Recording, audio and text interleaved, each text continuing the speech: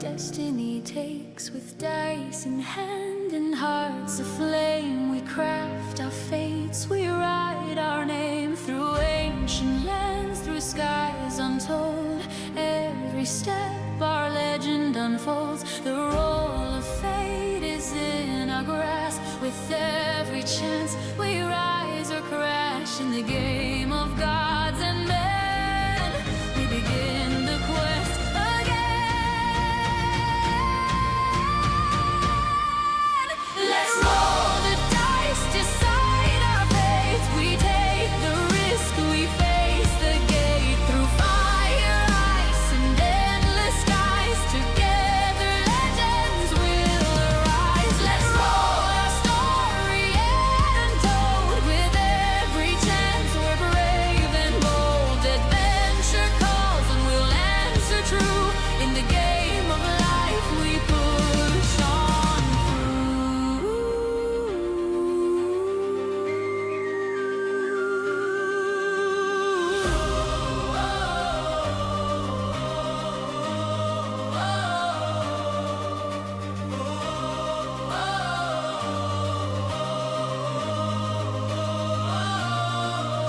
A single roll, a hero's fall. Our rise to power, we heed the call. The dungeon deep, the dragon's lair. In every battle we choose to dare. From tavern halls to mountain peaks, the dice will speak. The bold it seeks, one chance to turn the tide of fate. With every roll we choose our weight. In a world where dreams take flight, we'll stand together, ready to fight.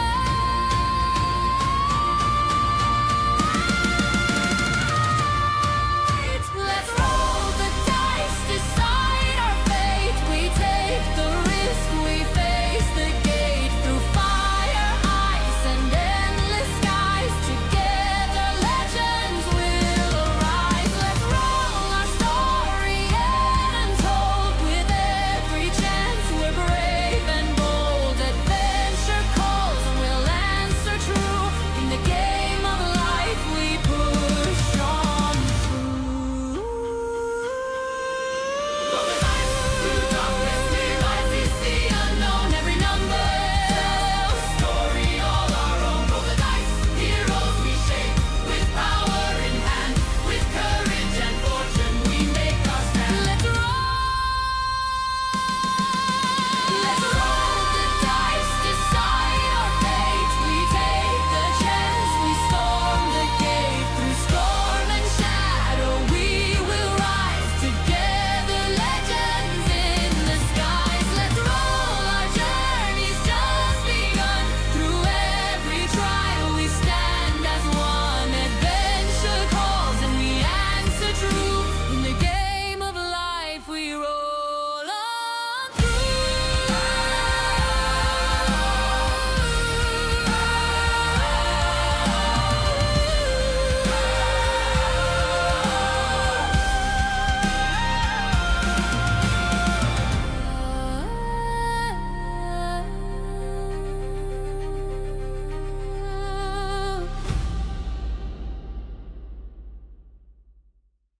Yo, going to the stream yet. Okay. All right, go on, Bill. Yep. So Hello, Hey, no, everybody, no more, and welcome to no Rise of more Lost craziness. Legends. Our real play podcast of our role playing system, Rise of Lost Legends, soon to be dropping on Kickstarter here in next month. I am your storyteller for tonight, Scott, also known as Arcus, and tonight we have playing with us. Tavis playing for Kair. Phoenix Flare playing Thrain Ironheart. Iana playing Ceres. Jesus. Don't it say? Oh, sorry. No, sorry, you go first. You go first. Yeah, I that's, assume we were that's going the doing it picture based off Playing the Grace. order. And Jesus playing as Vito Phelps, other known as FF. And last time, you guys had an encounter with goblins, took one prisoner. I had a flashback of meeting the ever so nice Bartholomew Nutt, who wanted to hire you to guard a specific wagon after some shenaniganery and getting essentially more money than was advertised. You all set out and then flashback forward. Wagon now repaired. You poked and prodded the product that you were purposely taking to Redvale, and interrogated the goblin and found out that the goblin was paid, or was supposed to be paid, for attacking the cargo. But now, we need to start up some ambient audio. There we go. Yep. I also posted to the other servers other server I'm in to hopefully get a few more viewers. Yep. But for right now, Redvale rises from the road like the promise of rest. Timber walls, lantern light, chimney smoke, the smell of horse sweat, damp earth, and cooking bread drifting through the evening air. After the blood and fire and goblin steel, it almost feels peaceful. Almost. As the caravan approaches the gate, the guards do not relax. Their eyes first move from the damaged wagon, then to the Merchant's Guild seal on the side, then to each of you. One guard mutters something under his breath and quickly sends a runner into town. Whatever this cargo is, Redvale was expecting it. Let me go on ahead and add in you guys to the map here. Add map. Add map. Add map. Get the map up on my side. That is I Grace. had Discord up. It's Add the map. Saris. Add Thrain. So, you all essentially are just about here.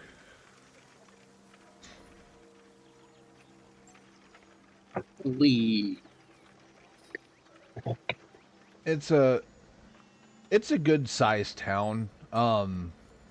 Though coming from Arendral, it's Arendral, it's pretty small. It's very small.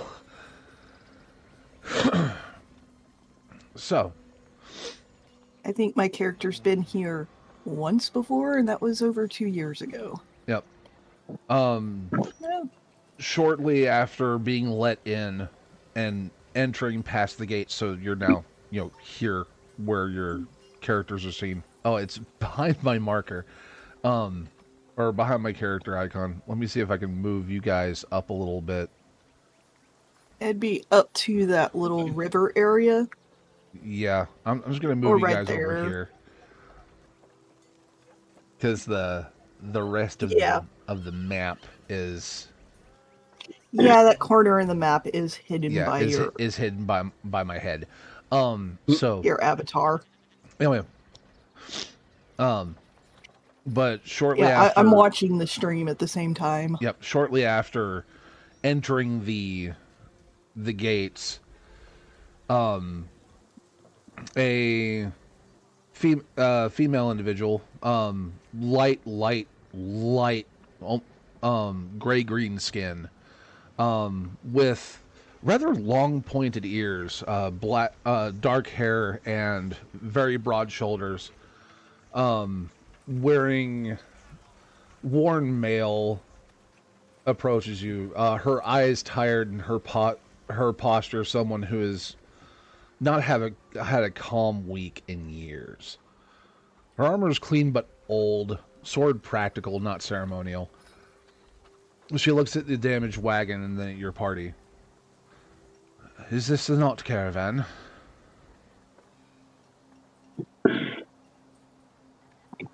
Well, it's his wagon, yes.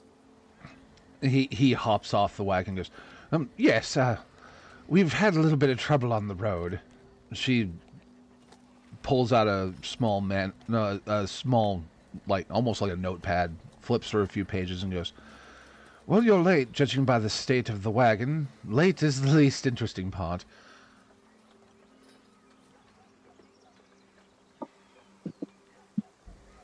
Bakaya, why don't you get our guest from the back?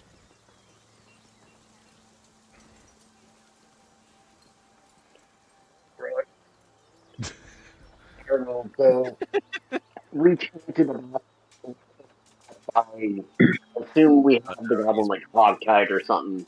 He just Yeah, kind of he's picks him still up, tied carry up. him by the ties, like he's a duffel bag.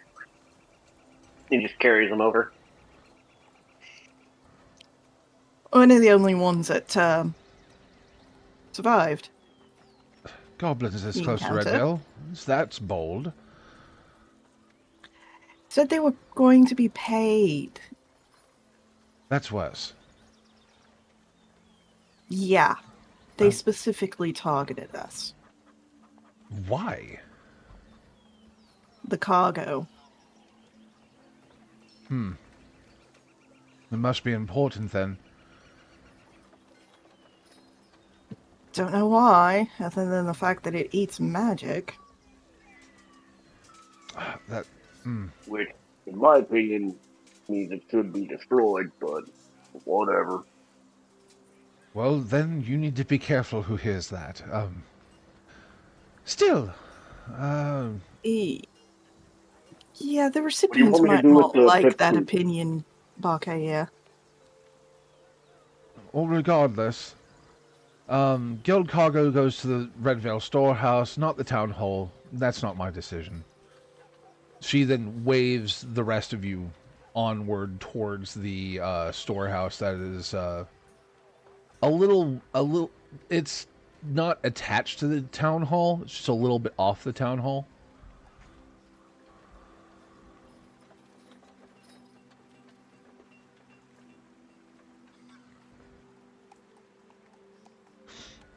Thrain would hop off of the back of the car and just stay close to Barker Ear. Even though he's been traveling with him for a while, he's still pretty nervous about seeing new places like this because of his very much sheltered life. So he's just gonna stick by Barker Ear as he carries the gobbo. Oh yeah, the gobbo. I'm sorry. So where do we take him? Oh, we can take him off your hands. Oh, all right. I was planning on just throwing him into the stratosphere or whatever. Into the what? Just tossing him onto the Yeah, grass next throwing to him the in the air, road. and Team Rocket blasts off again into the sky. The Oh, into the issue- stratosphere. Okay. The issue is, my guy, you're kind of roboting right now, so it's hard to understand you. I think little even bit. the servers. Oh, think that it's a little low. I don't know if Arcus can up your volume specifically. Oh, I have him pumped up all the way. Oh, No. Yeah. yeah. Yeah, unfortunately, I don't really have a better mic. Yep. Anyway, so when she takes the goblin off of your hands, there's no real actual reward because there was no how to put it Johnny? in There Not wasn't a bounty, so there can't Yeah. be a reward. there wasn't a bounty, but you did bring in somebody who attacked a caravan, so it was basically you're getting a good job for that one. Anyway, heading past Ironbark Forge and the South Road Block and Tackle, and one other kind of nice house that is on the left-hand side. I'm going to go on ahead and move y'all all up to where the storehouse is located. Roughly there. Yes. Bloop. And the reason why I have all your characters separated is if you decide to go to different places after this little introductory piece, you can do so and not have to not have to be stuck with other players if you so choose. Yay. So, getting to the merchants, no, getting into the storehouse, there's actually a section that actually has the seal of the Merchant Guild hanging above it on a small sign. Oh, that's the delivery location. The storehouse sits Go up. the storehouse sits near the edge of the town hall, sturdier than most of the buildings around it. Dark timber, reinforced stone, narrow windows. Looks like a warehouse, and no, looks less like a warehouse and more like a building that expects trouble. Above the iron-banded doors hangs a polished seal of the Merchants Guild. 2 guards stand outside, not town guards. They are in guild livery. Right, we've a delivery for you. They both scan over you, scan over the wagon and go. One of them goes, right. I'll be right back. Goes inside, like turns to the other one and puts a hand on his shoulder and whispers something into his ear and he nods. And then he moves inside. Shortly after, he comes back out with a shorter man, wearing full guild livery. He is a round-faced man, short, in a clean dark cloak with ink-stained fingers, and a smile that arrives only half a breath too late. He doesn't look surprised by the damaged wagon. He looks more annoyed that it arrived damaged enough to require an explanation. Bartholomew, not you're late.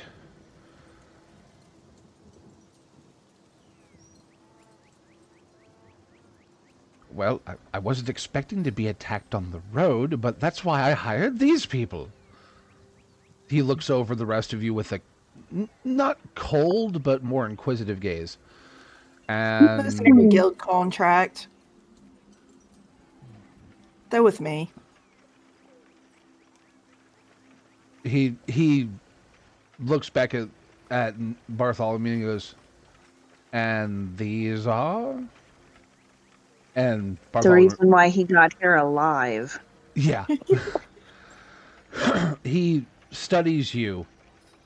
Like when you say that, his head like snaps towards you. But it's not like angry. It's just calm, calculating. He goes, then the guild is grateful. Oh, you've worked with the Mercenaries Guild before. You know our services. Yes. Well, the contract has been fulfilled. Payment will be issued accordingly. Yes. Bartholomew agreed to a small hazard bonus. Really? A hazard bonus? Small one. What did you offer them this time? Bartholomew gets off the wagon, walks over to him, has a little brief discussion, just back and forth and back and forth. And as you notice it, this tiny man, his expression does not change, but you can slowly see this vein kind of start to pop up on his head. He doesn't like that I described it as a hazard bonus. He turns around, like almost as if like somebody who throws up their hands and walks away angrily, but he doesn't throw up his hands. He just heel turns, marches back inside. While he's saying to the other two, unload the cargo, you know where to put it, and goes back in. I just walk over to Bartholomew, lean down, and say, it's better describing it as a hazard bonus than a contract breach. Who are you saying this to? To Bartholomew. Oh, he goes, yes, quite. And you see he's kind of sweating right now. If I told him the truth, he'd be in a lot more trouble.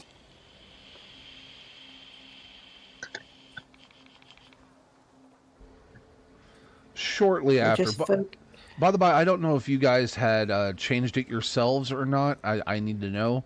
What? Have you changed your your current gold?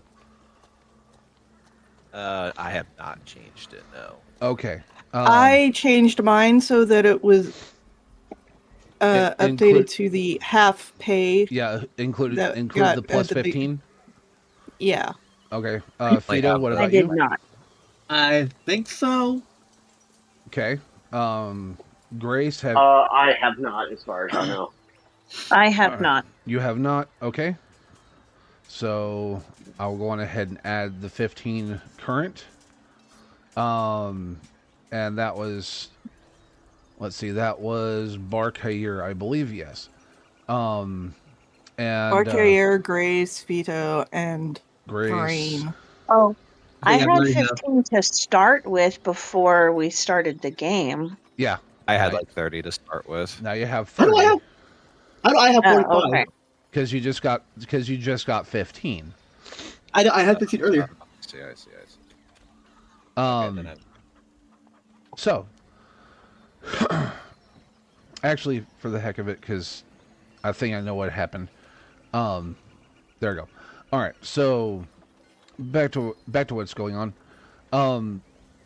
This short little man comes back out with a singular bag of that's jingling with coin and hands it to one of you who's going to accept the payment. I'll take it because I'm the actual guild representative for the Mercenaries Guild. Okay. I'm probably still standing next to Bartholomew, who's closest to the doorway. When he hands it to you, you hand him the guild writ, he signs it, and then tucks it away. And he goes, Right, time to divvy this up.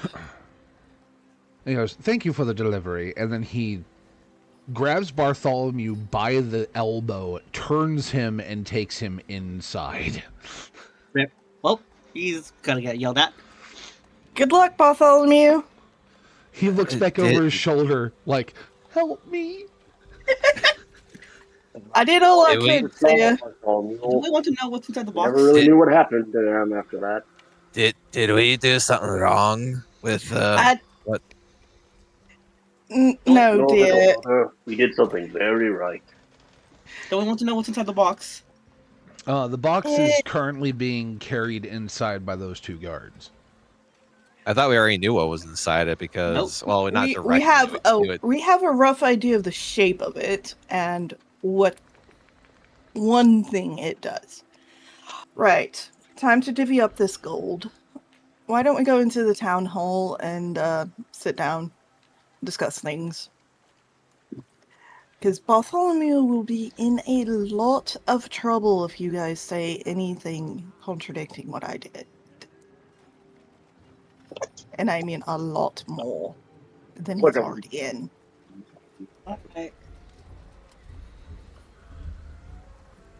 So as you all head around the corner into the town hall, if you want to move your character tokens into the town hall, that's perfectly fine. You can just like stack it on top of the building.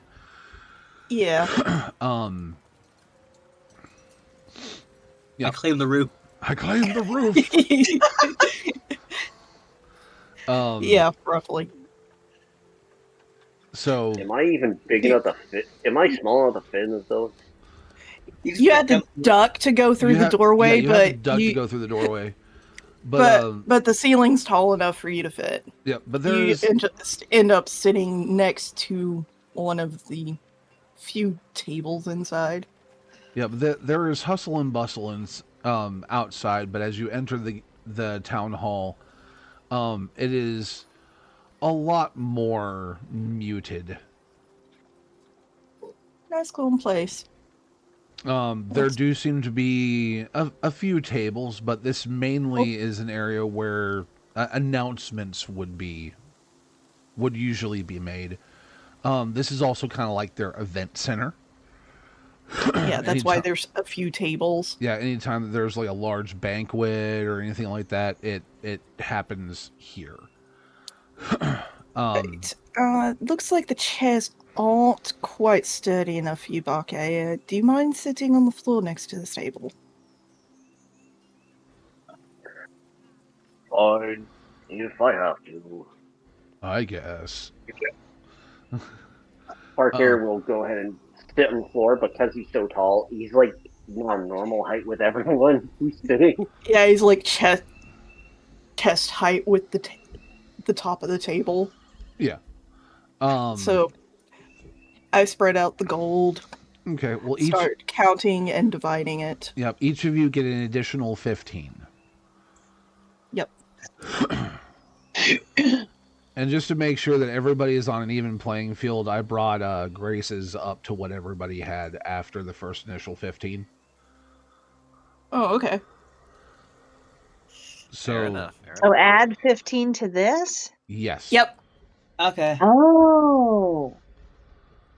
We're Yeah, rich. Yeah, we got I a like this game. You got we you got 15 before you all left with the cargo. Now that you've delivered, you got the other half of the payment. I wouldn't That's say right. we're That's rich, right. but yes, this is me dividing out the other half of the payment and discussing with you guys. Right. I told them that we were a group of mercenary guild contractees. Officially, I'm the only one of us that is. But honestly, the way that you guys fight, I think we'd make a very good guild team. There is a guild office here in town, and I could register the four of you as my group. And we can take on guild contracts. If you don't mind working together. I just didn't want Bartholomew getting in more trouble with Merchants Guild. They're pretty ruthless. from that man's reaction, I don't blame you, and I can see that. Okay, if I can speak for both of us, brother, we would not mind that, I suppose. A consistent bit of work, especially with the appetite of my friend here, and just as much as thirst would definitely be welcome for the income. No offense, my brother, just you are a big man and you need a big appetite. A large No amount of offense taken, food little brother. and drink. Understandable. What say you, Grace? And I believe you said your name was Vito? Yep. Or FF for short.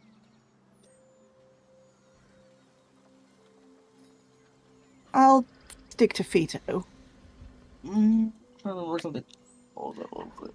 What Uh, was it? What are your thoughts, Miss Grace?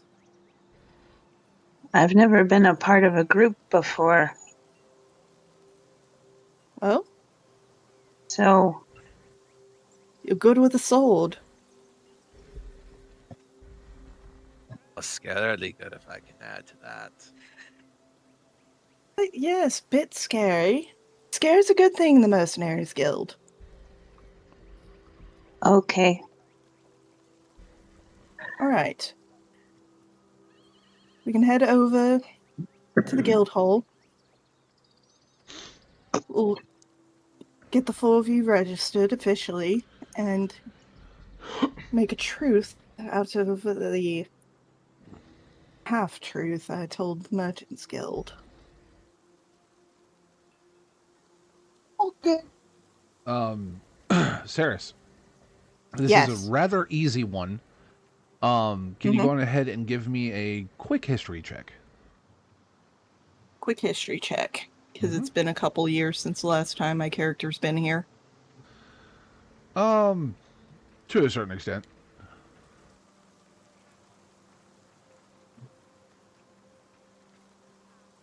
16.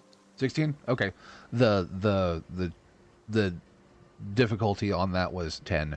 The guild hall is right here behind the town hall. Yeah. Alright. Now that we've got our gold divided up, we can head over to the guild hall. Okay. You'll just follow me. It's not very far.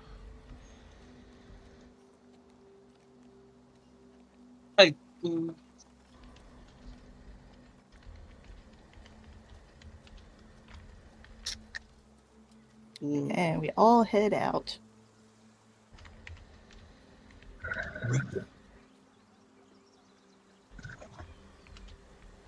Just need Barkayer to get up and move. Just give him a minute. It takes the big guy a second to get going. Yeah. That's fine. Sorry about that.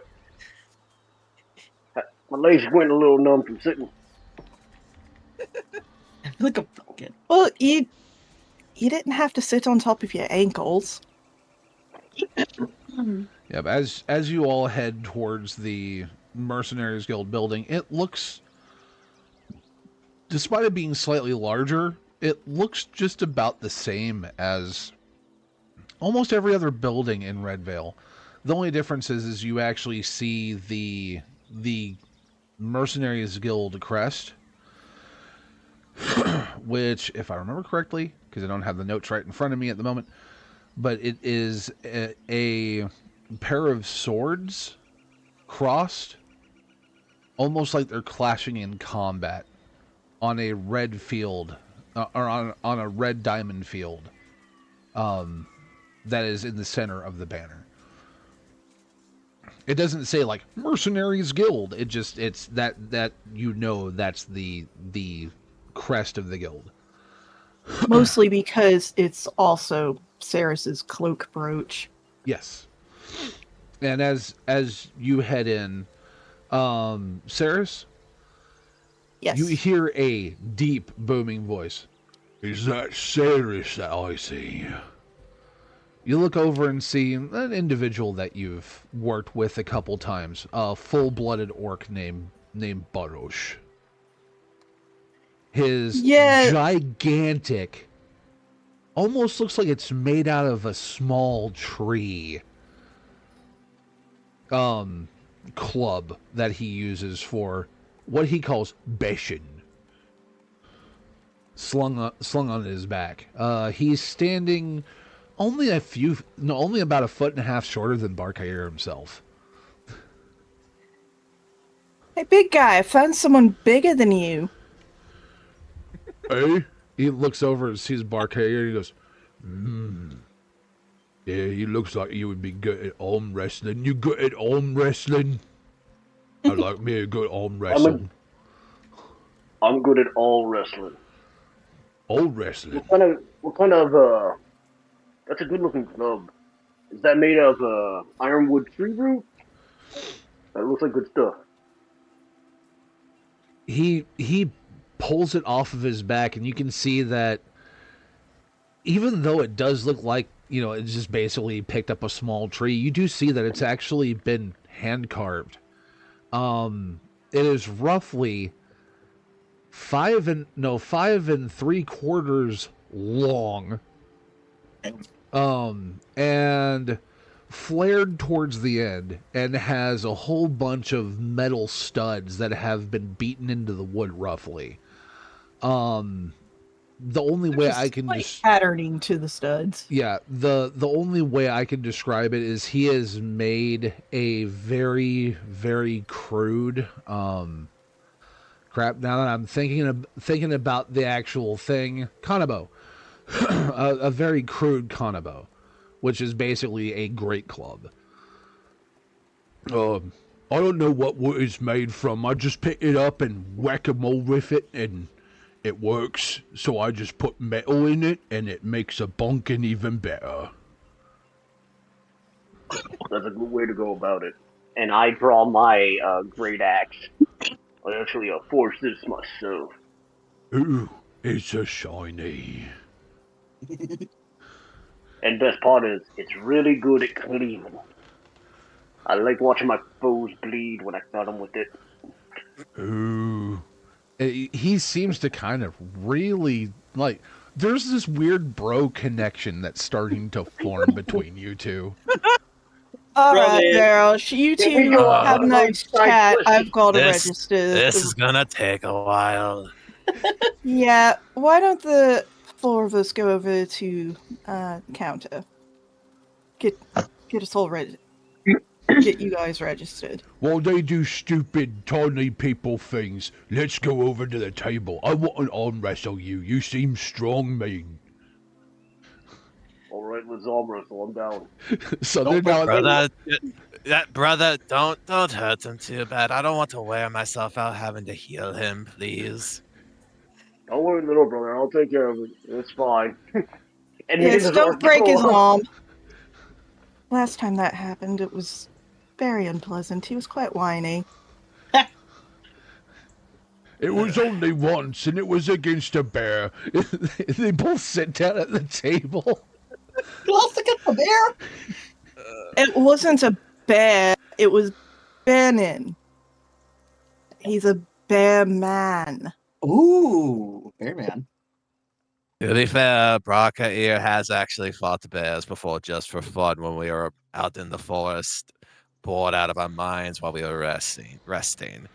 And somehow he got the idea to do a little bit of training and fought a bear. Hey, the grizzly had to take- Right. All right. I didn't understand a over single here. thing you just said there. Yeah, That's perfect. I didn't hear anything that you said, T. I didn't hear anything at all. Altair said the grizzly had it coming. The grizzly had it coming. All right, so so that's basically in the background. You just hear them arm wrestling. Are arguing about the best ways to handle a bear. Yes. I imagine it's like in Full Metal Alchemist, Armstrong meets that other guy. Oh wait, they The getting husband flagged of for that that film. teacher. Yes, husband Sig of that teacher, I can't Curtis. remember. Thank you. Yes. Yeah. It's been years. It I can't remember. purely The does name. that. Yes. All of that. So you get you go over to Yeah, instead of posing and your clothes magically exploding from your torso. Yep. It's But, just you guys discussing how to fight bears. But Saris, you know that the office Flexes.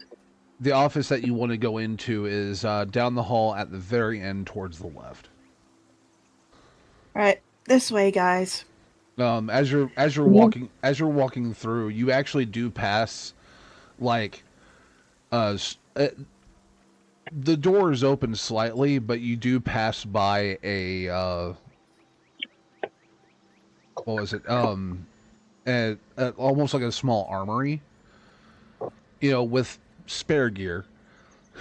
Walking a little bit further down, you see a like a conference room, map laid on the table. This door is non-existent. It's just an opening.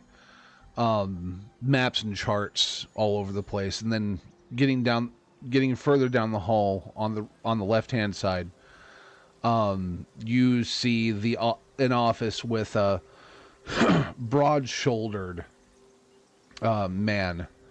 Hair is gray. Has a gray. Top of his hair is gray. His beard has a gray streak down the right-hand side of his beard, but it's short cropped. You know this is Thanaris Gelf, the head of the Redvale Mercenaries Guild. Master Gelf, He I've looks, finally decided on a team. he looks up and goes, Saris, it's good to see you. Oh, and you seem to have brought some new friends. That is so nice. So, not working alone now, huh? And he takes and slides whatever he was working on off the table, and you hear a drawer close as he stands up. Yes, I've finally found a group that I can definitely work with. And probably won't go silly over my unique features.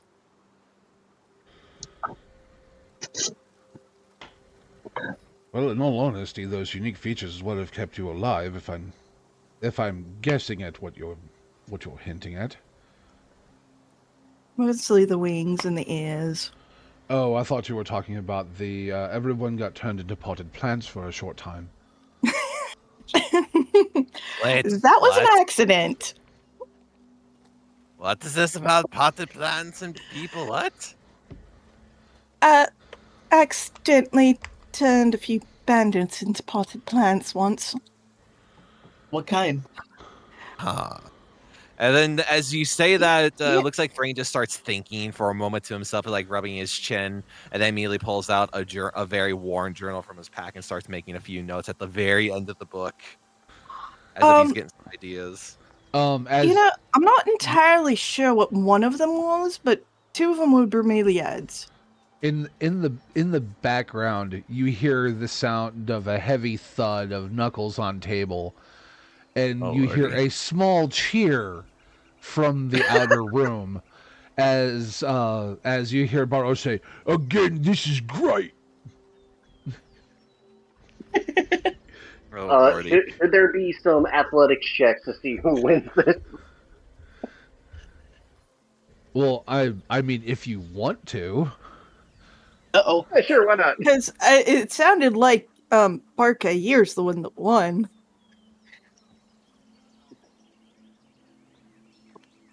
I mean, Let's see how you badly didn't break the table, so there's that. I mean, if I crit, I break the table. No, I wouldn't say that. No, round 2 would have. You can't crit on a skill check. I don't know. I'm just playing. So anyway, there's a 5th member of the group, but Barosh decided to arm wrestle him. Oh, that sounds like our dear Barosh. Yeah, Yes, because Barkai is taller. he's special. That's why I usually keep him here, because he tends to, shall we say, go off script. You know Breaking how things he he's not is. supposed to. Yes. Yes. Or the last time that we had a caravan that we had to make sure that the cargo got somewhere safe and undamaged, and he decided to grab the container the cargo was in and use it as an improvised weapon. That did not go so well. We had to pay out a lot. Yes, I have a well- bad feeling that he and Baka are going to be great friends at the end of this, just from that alone. You hear another crash. I think he broke the table. Or an arm.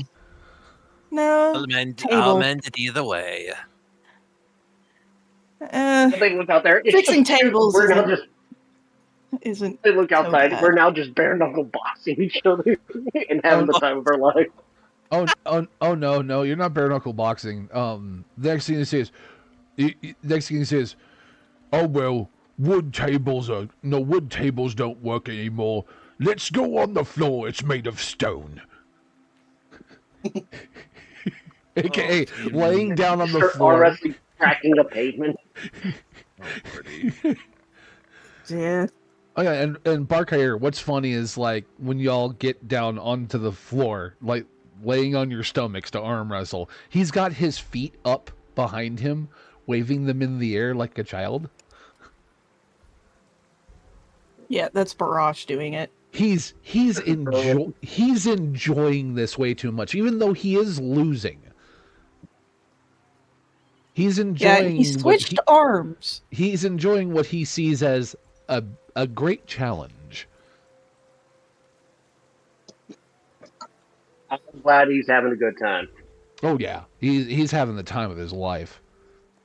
Yes, you've made a friend for life. I'd say at one point you'd kind of feel bad for him and let him win, and then beat him again. That sounds about right.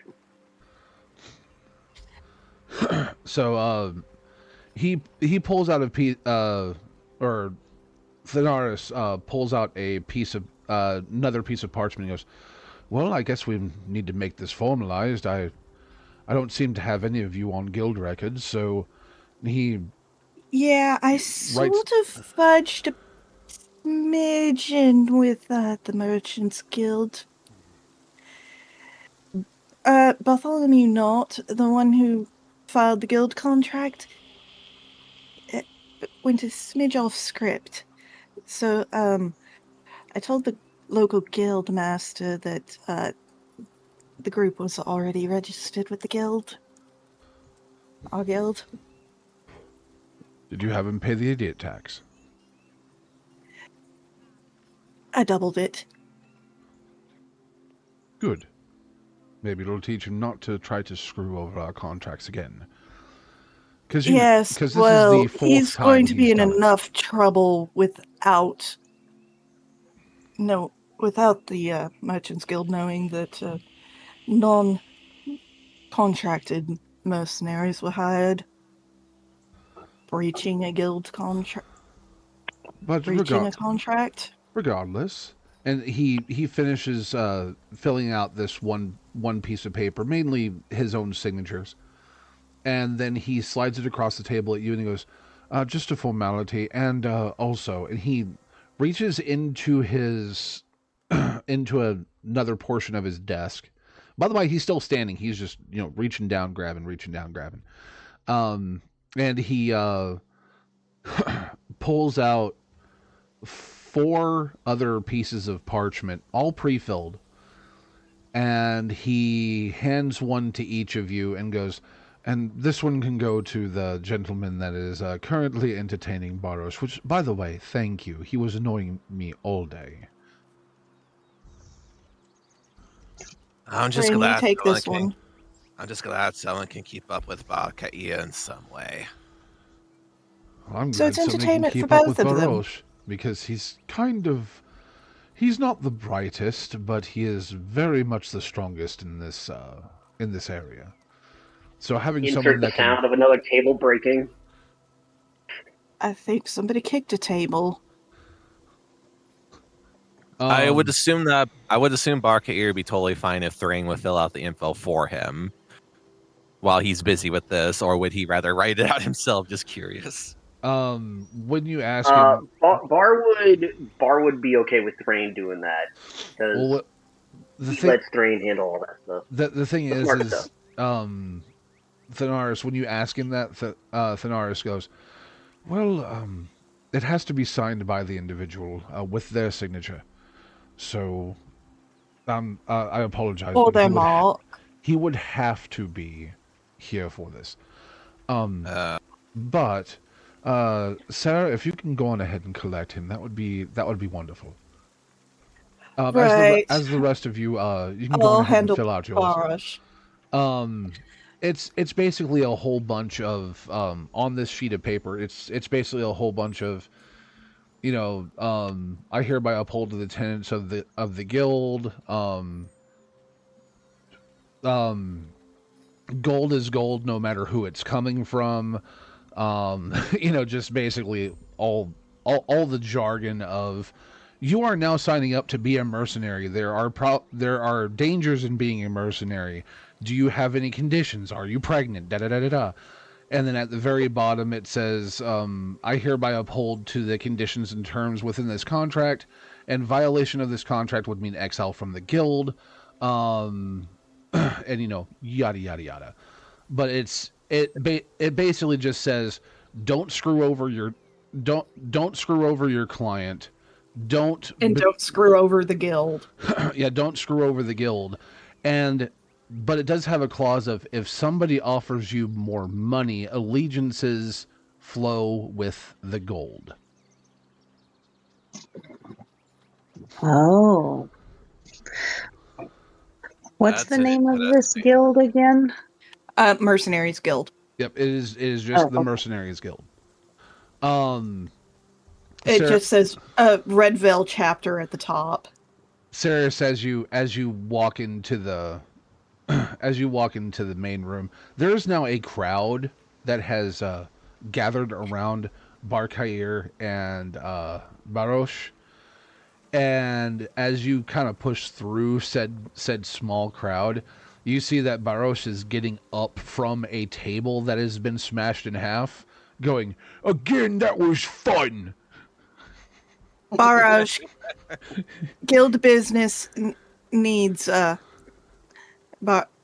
Bakaya. He wipes a little bit of blood from his busted lip and goes, "But I was having fun." I know you were, dear, but guild business comes first. You know that. Bar, you have a couple sore spots on you where he kind of got you good a little bit. but all in all, you're pretty much unscathed. Like, we will continue this another time. I gotta go fill up. Yeah, it shouldn't. Wherever It the should fuck only we take are. about 10 minutes, Bakaya. But I would suggest outside, behind the guild building. You know, and over at the river. Actually, good point. There's training area back this way, and he runs out the back door. All right, that takes care of that. You lot sort the pieces of table. Let me go on ahead We'll and get see. it fixed in about the next 20 minutes. Oh, this is gonna be fun. What's Barkire, going to be fun? Barkire, as Yes. you're looking at the page, you're looking at this piece of paper, and as you're reading it, it doesn't make any sense. Like, it's just the text. It's a whole bunch of really long words. So the three languages I know is Common, Jotun, Primordial. This isn't in any of them. Oh no, it's in common. It's in common. It's just it's just bigger words than you're used to. I'm looking at your thing, and you have an int fancy of, man speak. yes, you are an int of -1. So Dang. So That's big when his words brain would sit. you're make brain hurt. yeah. So Brain would sit. Sorry, you go. I was just gonna say, so it's not necessarily that you can't read it, but this would be something that it would take you like 2 or 3 sit down and concentrate sessions to read. Thrain would ask if it's okay if he sits with Barkaya and just explain it in simple terms for each part so he understands it, but he would still be signing it himself. It's up to Bar. Barkaya would just immediately after saying like, "Oh, this is fancy man speak," you just look to Thrain and say, "Little brother, what all this say?" Thrain would just take a bit of a breath and he like dumbs it down to his level, like explaining it in very, very, very, very simple and easy to understand words. Like, It doesn't have to be like baby speak, but it's basically, okay, well, the gist of it is, fight things, make money. Money is good. If somebody offers more money, we go and fight for them instead. more money, more allegiance. How about that? Like, more money, better allegiance. Something like that. More money, better friend. Papa John's. That's why I explained it to the Merchants Guild that Bartholomew owed us a small hazard fee. Yep. Well, if you remember what, And now that you're all officially members of the Mercenaries Guild, it's not even a lie. Yep. But that's also why Thanar said, "So did you give him the idiot tax?" Mm-hmm. Which is The also idiot why tax, Sarah said, "Yeah, I doubled it." Yeah. So, Bar, it's very understandable now. Yes. More Although money, more Bar better. has a little bit of mixed feelings because, despite what most people think, he is a bit of an honorable person. So the idea of, hold on, I give my word, someone gives me gold, that's understandable. But if someone pays me more gold, I'm allowed to break my word? That don't make too much sense to me. It's not so much you're breaking your word, you're honoring your guild allegiance. See, the allegiance, brother, is to the guild, and they just get the work for other people. But if someone else pays more gold so we get different work, then we go with the people with more gold. Does that make sense? Yeah, It makes it's not sense. you breaking your word. Arcayer don't like it though. It's a. In the 5 years I've been a member of the guild, I think I've seen it happen once. So it's not a common thing. It's just The Mercenaries But- Guild's cover your butt clause. But there has to be a reason why that specifically is in there. It makes it such a big deal. As I said, it's just sort of the guild's covering its own ass. Alright. Interesting. So that the will client can't sign say his it was name a on the breach of line. contract if we go with somebody who pays us more gold. Mercenaries follow the money.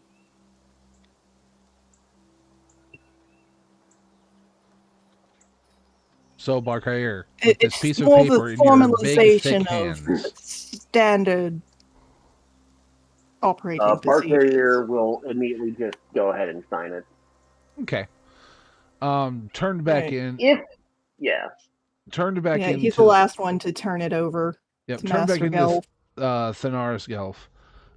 He goes, well, I now formally welcome you into the guild.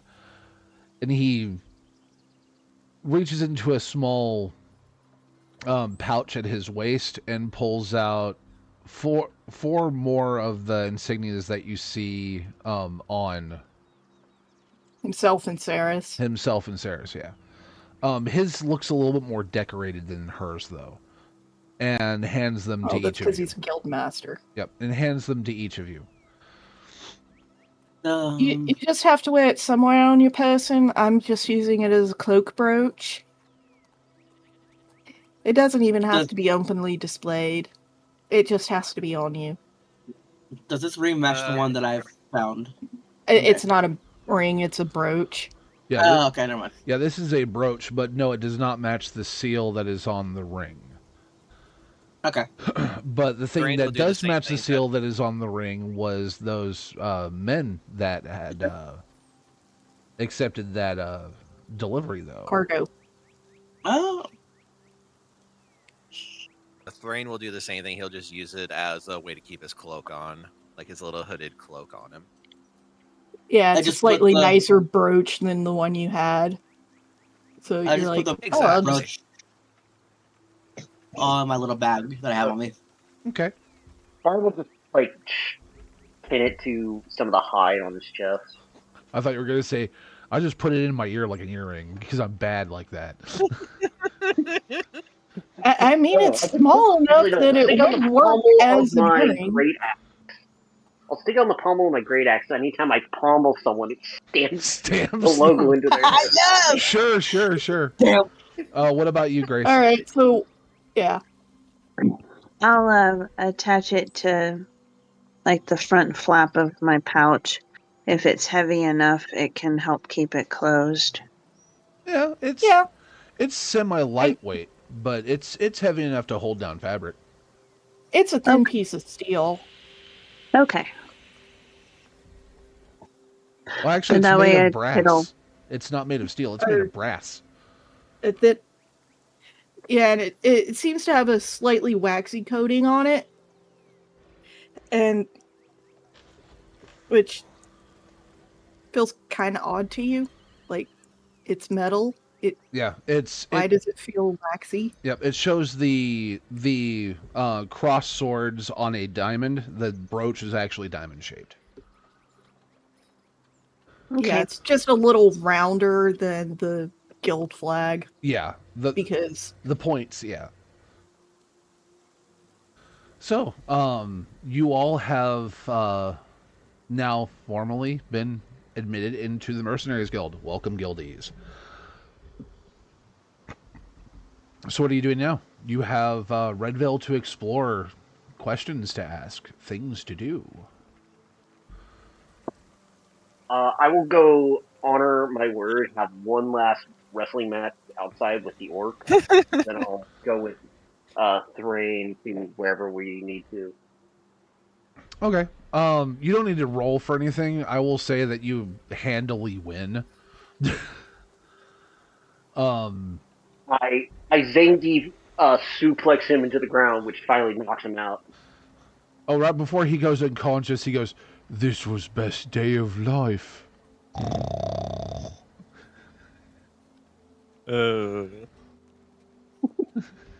I would assume Thrain probably would have followed him just to make sure nothing too bad happened, and then Thrain would heal him up as he's unconscious of any potential wounds, including previous ones. Oh no, Just because he doesn't want to.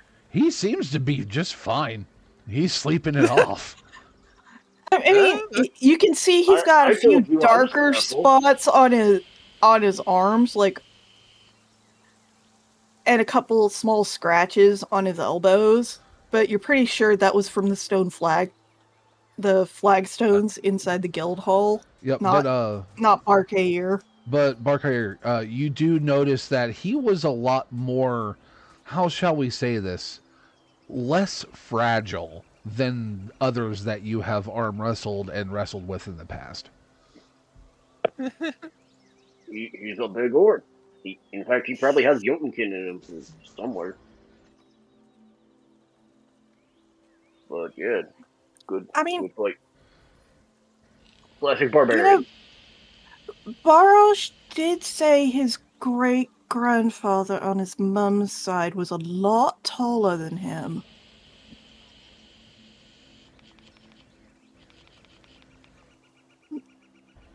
I wouldn't be surprised if he's got a little bit of Stone Jotun in there. Stone Jotunkin.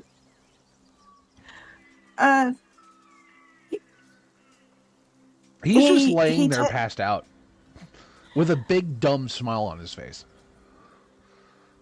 You made him happy, so good job on that. Anything for war. Alright, I'm hungry. Where's the nearest inn? That would be the Crimson Pike across the bridge there. Let's go. Come on, little brother. I can't even go 1 minute without trying to eat the place out of house and home. The good thing is they used to guild mercenaries, and Barosh in particular. Well, then, we'll see if they can truly handle his appetite. You haven't even seen it when he was really hungry out in the wilds when we were really hurting for money. Barkier's already walked over the fence and is leaving. Yep. Alright. If you all want to... Grace, Vito, do you guys want to go and have a bit of a nosh? I suppose that'd be fine with me, yes. Thrain, I wasn't talking to you. Oh, sorry. It's okay. I haven't done this in forever. I'm also trying to clear my throat. A little tired. It's okay. Nah, you're good. So, great. Grace, Vito, Grace? are you both wanting to go to the inn, or what are you wanting to do?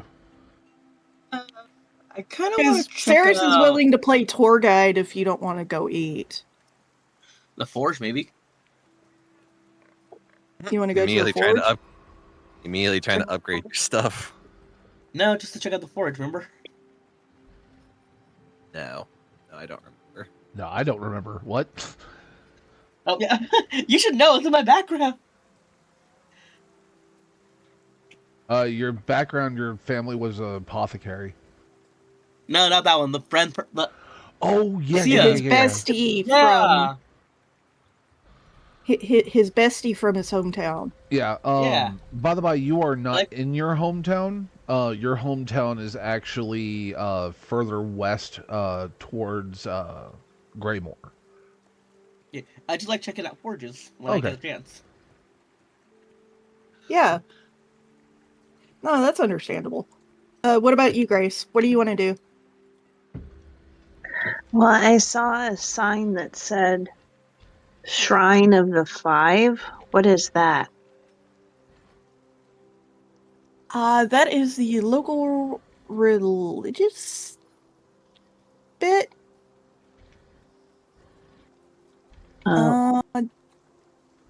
Ceres isn't terribly familiar with it. So it'd be something she could ask one of the other guildies to show it to you. If you wanted to go over there.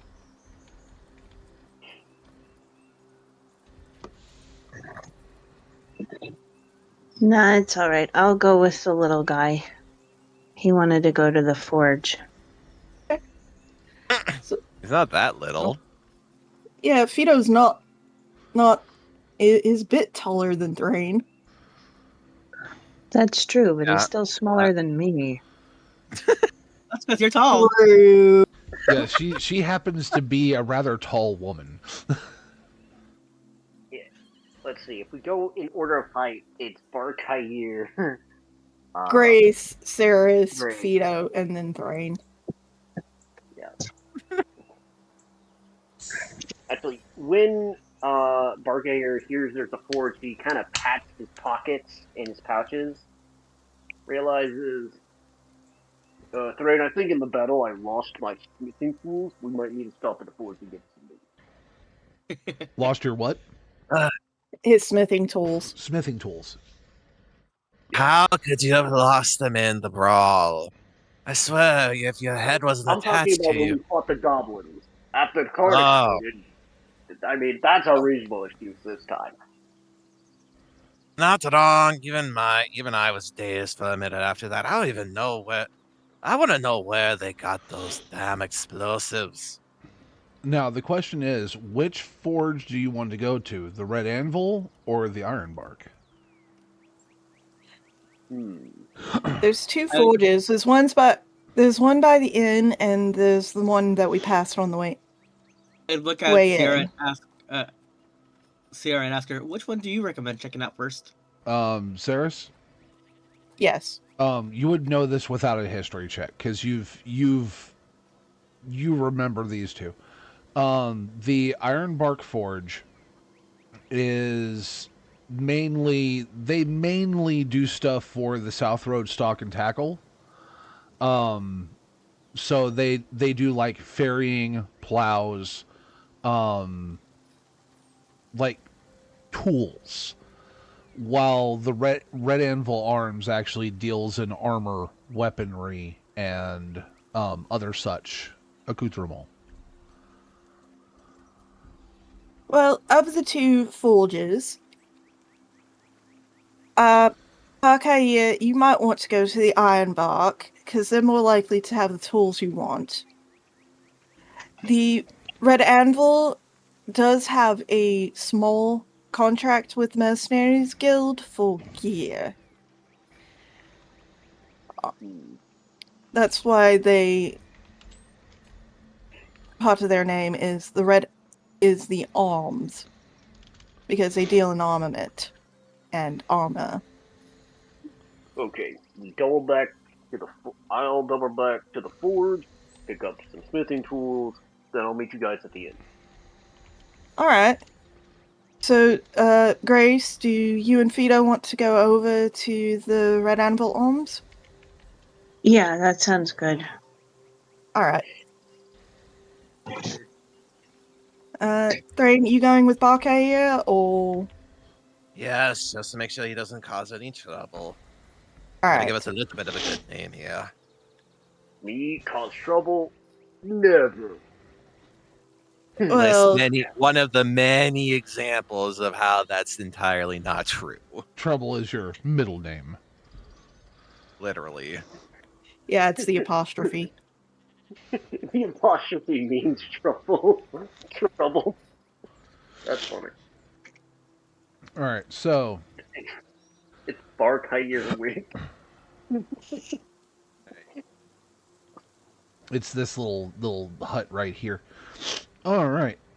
So I'm going to need okay, real quick. Who's I just represent say Barkaya goes first. Oh, I was about to say, who represents Ironbark side? Who represents Red Anvil side? Roll for it. But okay. If you're wanting Barkaya and Thrain can go first. Okay. Because he's just picking up a simple toolkit. So Yep. it shouldn't take very long. With Thrain and Barkaya, but by the by, I forgot to mention, you guys arrived here roughly at noon. Yeah, so basically So- lunchtime. So you're at like midday. You hear with Bar and Thrain. you hear the wonderful sounds of hammer and anvil striking various types of metal. As you round the corner and head inside, you see a rather when I say tall, I'm saying tall for a dwarf. He's standing roughly at about 5'9". That is hammering away at a piece of metal. His beard is Glorious. Huh? Glorious. I was about to say his beard. Way to rub it in. Yep, his beard is actually braided into his hair. And it's not that his beard and his hair are braided down in front. No, his beard is braided into his hair, pulled up behind, and running down his back. His face is ruddy with soot, and his apron is stained with dark patches and burn holes. As you walk in, he doesn't acknowledge your presence. He is currently just hyper focused on what he is making. Let's give him a moment. He's in a crucial piece of work. Hey, brother. As you give dwarf is that focus. Oh, go on. Sorry. When a dwarf is that focused, it's best to give them the time they need in order to get back to reality.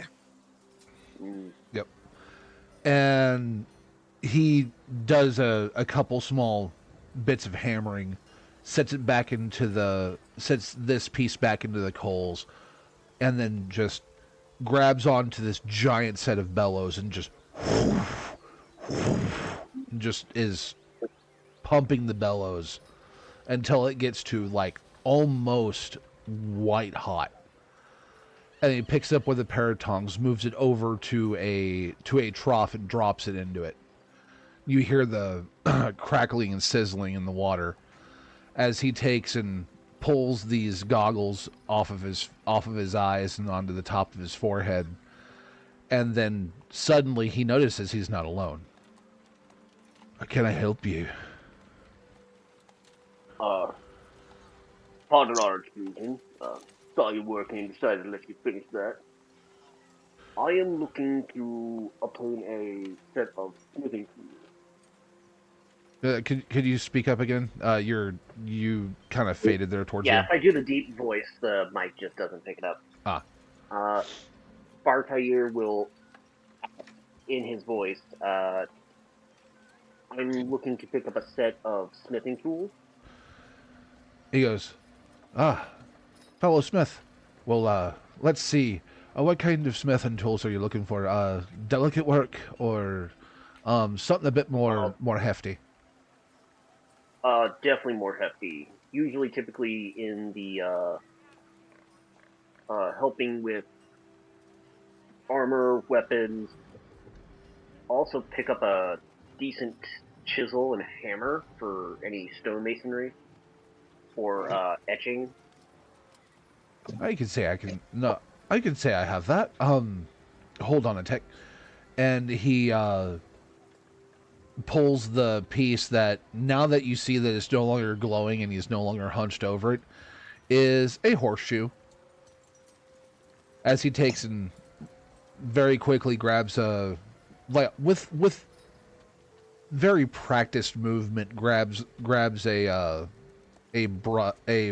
wire bristle brush and just gives it a quick wipe down, knocking off a whole bunch of the scale, and then tosses it into a barrel. And he's like, okay, sets the tongs down and goes, let's see. And he goes over to another barrel, pulls out a chisel, pulls out a couple other things, goes over to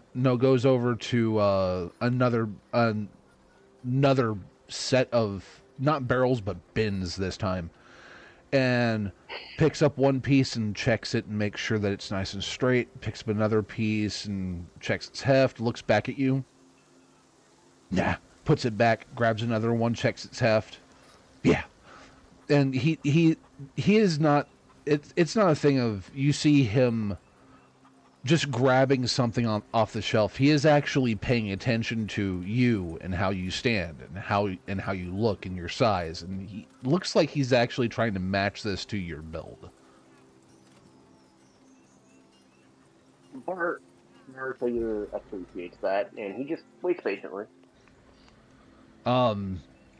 After picking up all of this stuff and making and taking some just leather pouches with slots and just slotting them in, he turns to you and let's see, go into this, and it's already on you. Cool. This makes it easier.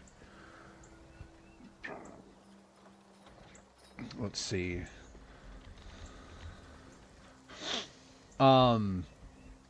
He goes, okay, so for this, that would be this would be 20 gold, and he holds up the smith's tools. And you said a wood carving tools? Masonry. I'm masonry. Oh, masonry. So something that can chisel into stone or do bevelments in metal, which would be effectively the same thing. Okay, and he says, and this would be 10. So all in all, 30. An even 30. All right. Bartender will hand him the gold.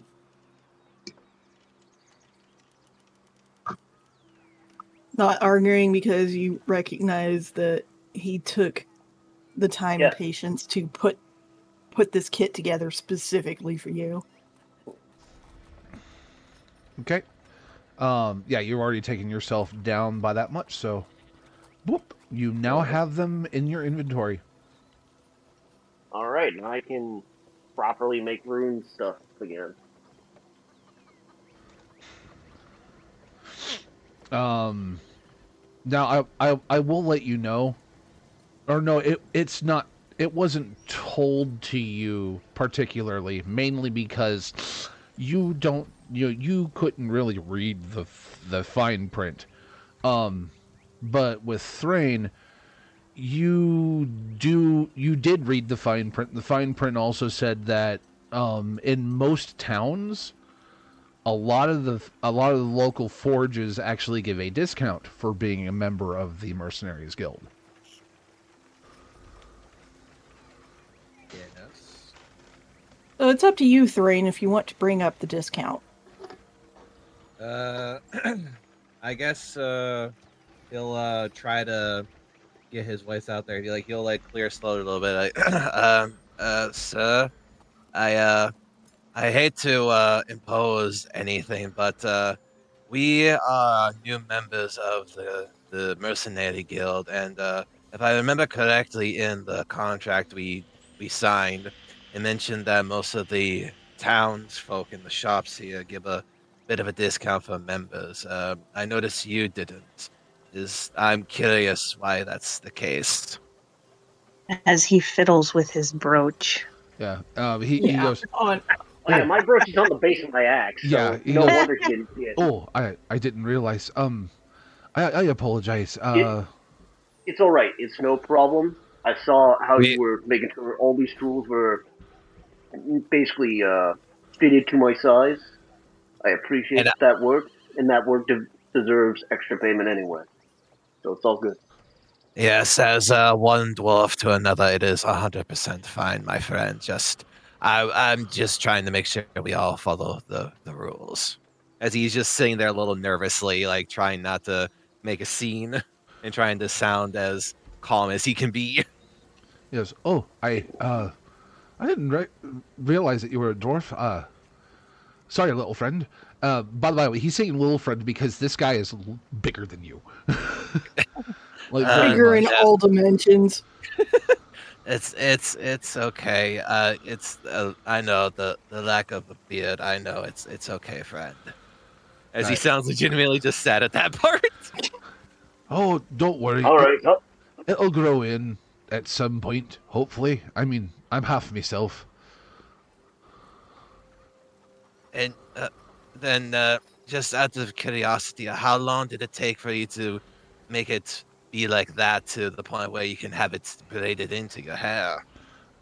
This scratches at his chin. He goes, I'd see probably when I hit 24, 25. It started growing when I was 18. And he just like you would notice that his eyes go wide a little bit because as Thrain's age is about 21, and he's just like slowly rose out his chin at that realization. Bar will gently pat Thrain on the back. Well, anyway, we should be meeting up with our party. So come on, Thrain. It was on me, and I usher Thrain out so he doesn't Doesn't have start to crying. wallow in the embarrassment. Yep.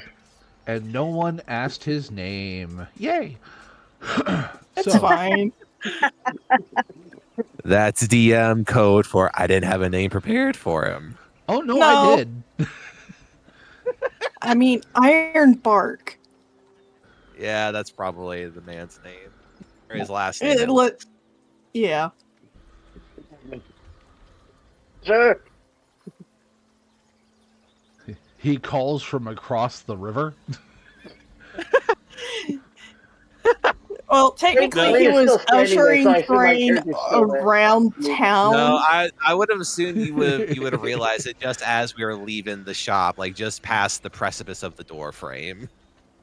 Yeah. Imagine calling it all the way from over there, just casually. Anyway, yeah. I think me and I would Does Thrain want before we anything? leave. Yeah, so he would say, "Thank you again, sir. By the way, my name is Thrain Ironheart, and I do appreciate what you've done for my friend here, my big brother, I would say. Thank you again. I didn't catch your name. He reaches out his hand and it swallows yours and he goes, Gimel Ironbark. It's good to meet you. He would try his best to clasp his hand the best he can and shakes back. Nice to meet you too, friend. Hopefully we'll see each other again, and maybe I can finally grow a beard the next time we meet. As he tries to chuckle and sound a little bit joking about it, but he definitely still sounds a little bit insecure about it. Well, when you do, I have beard Slightly kits. depressed. That would be very appreciated. I will buy them as soon as I can. Knowing As that then it will the never happen. it will just gotta wait. Just gotta wait. 200 Hey, euros. Thrain, do you want to go back out the entrance and circle up around and meet the others at the Red Anvil? That way we're all together anyway, and then we meet at the end. Yeah, that works. That works. Yeah, cool. So we're just gonna circle around this way, and then Okay. we'll Meanwhile, now we're at the Red Anvil too. Oh, meanwhile, rewinding, a similar amount of anvil striking sounds are happening with the rest of the crew over at Fido, Grace, and Ceres's location. But a great more of them are happening. Because there's more people. When you walk in, you see a tall, what looks like a tall dwarf with kind of strawberry blonde hair. Face clean shaven, but you can see some stubble growing back in. But with his hair just about down to mid back in a tight braid. Near him, working on other anvils, on other pieces of equipment, is two younger men. One of them looks elvish in appearance, and the other one appears to just be a normal human. And they are all just hammering away at stuff. He takes and quenches what looks like a sword blank and looks over and sees the three of you walk in. Welcome, welcome. How can I help you today? Not really sure. My new guildmate wanted to come see the forge. Oh, Ceres, you've got friends finally? That's rather nice. To the rest of you, she already knows Guild me. party. I have friends. Uh, Actually, we got having a friends. guild party. to the rest of you, because obviously she already knows me. I am Harkham Ironbark, and he takes and gives a low bow. And welcome to the Red Anvil. Is there any wares that you need, any equipments, upgrades? Not really sure. Fido, Hello. Grace. Yeah. I just thought I'd come by and check out what kind of forger this was. I'm actually quite fond of forges. Really? Well, we don't have any room for. I don't have any room for an apprentice right now, but possibly my brother over at our family forge does. Though he makes horseshoes and other types of tools. Well, his work is just as necessary for the town as yours. Oh yes, just I am more or less specialized in things that protect and harm rather than things that shave and hoof. So His beard. Why'd you shave your beard? it caught fire a couple months ago. I got tired of putting it out. Oh, so you shaved yesterday. Yes. Those beard kits seem to be doing pretty well then. Oh yes, they do. Finest beard kits in all of Valoreth, in my opinion. Well, at the very least, they're definitely the best in Redvale. But considering there's only 2 forges. He gives you a bit of a chuckle. As I said, this guy looks like a 6 foot tall dwarf. Very tall. Very small? Very tall. Oh, okay. I was about to say he's taller than you. He's about at the same height level as Grace. Vito secretly has a Napoleon complex, and he thinks everyone who's taller than him is actually short. Yes. Let me put my hand in my hood real quick with one like this, like one arm. Anyway, so All right. I don't think he's wanting to be an apprentice. You just said you were fond of forges? Was the forge master in your hometown? Yes, actually, it was some of my family we knew. Her name was Lucia. Lucia, how is she, by the way? I haven't seen her in a while. Oh, you know about her? Of course. We were under the same forge master, my father. She never told me. That's a bit of a surprise. Surprising, because, you know, his forging techniques are rather influential. She's doing alright. She actually helped me out a little bit after something happened back in my hometown. Wait a minute. Is this about the fire that happened over near Greymore? That's right. My parents' house. Bless you. And he comes up and, like, pats you on the back. By the by, the rest of you that are kind of behind Fido, you see that when he pats him on the back, he unwittingly leaves a couple soot marks on the back of his cloak. I'm sorry for your loss. Well, if there's anything we can do for you, I mean, a friend of Sarah's is a friend of mine. Thank you. As I look around the forge, I guess. Yeah. See what there is. It's a basic forging setup. Tools hung on the walls.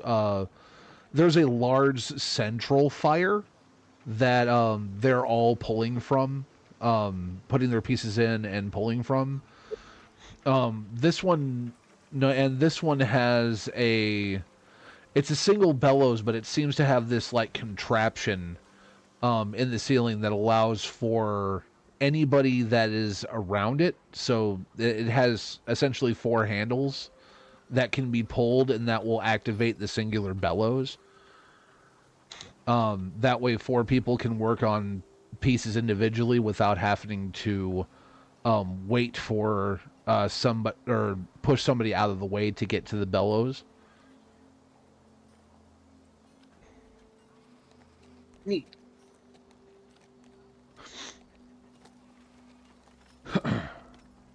So the question here from the storyteller, is there anything you would like to buy or peruse?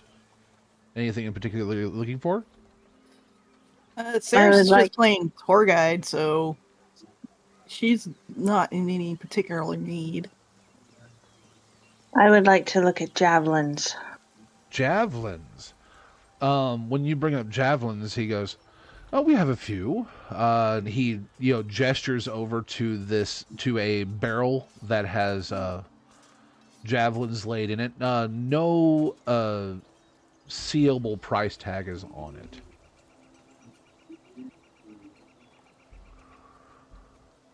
Javelin's an interesting weapon. Not terribly common in these parts. Makes sense why there's not that many. I think I've only seen. But we know that. No, we know that the Mercenaries Guild, sometimes people favor them, so we keep them in stock. I think in the current guild hall, there's what, 2 people? In the current guild hall, the number of people you saw, especially the ones that were around, Barkair and Barosh were about 10 or 15 people. Well, I meant specifically using a javelin. Oh, yeah, 1 or 2, yeah. Sarah thinks there might be 2. So, Grace, are you wanting to buy some javelins?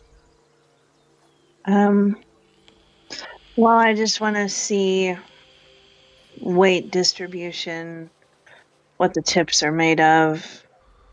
He goes on things like that. Yeah, he goes on ahead and tells you. I'm not going to go into full character for this. Tips are made out of iron. They are hammer forged, and they're put onto a thin stave. Pretty good half to it. Good balance. Tip to center balance ratio. Pretty good for throwing, and he has about 5 of them. How much for all 5? All 5? Let's see.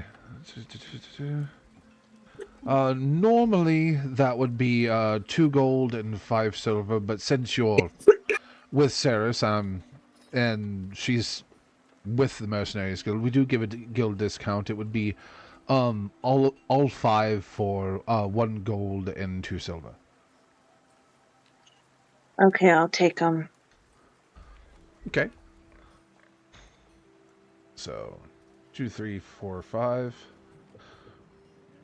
I'll add those, and for 1 gold and 2 silver, that would put you. Wait, did I? Oh no, I accidentally added them to the wrong person's inventory.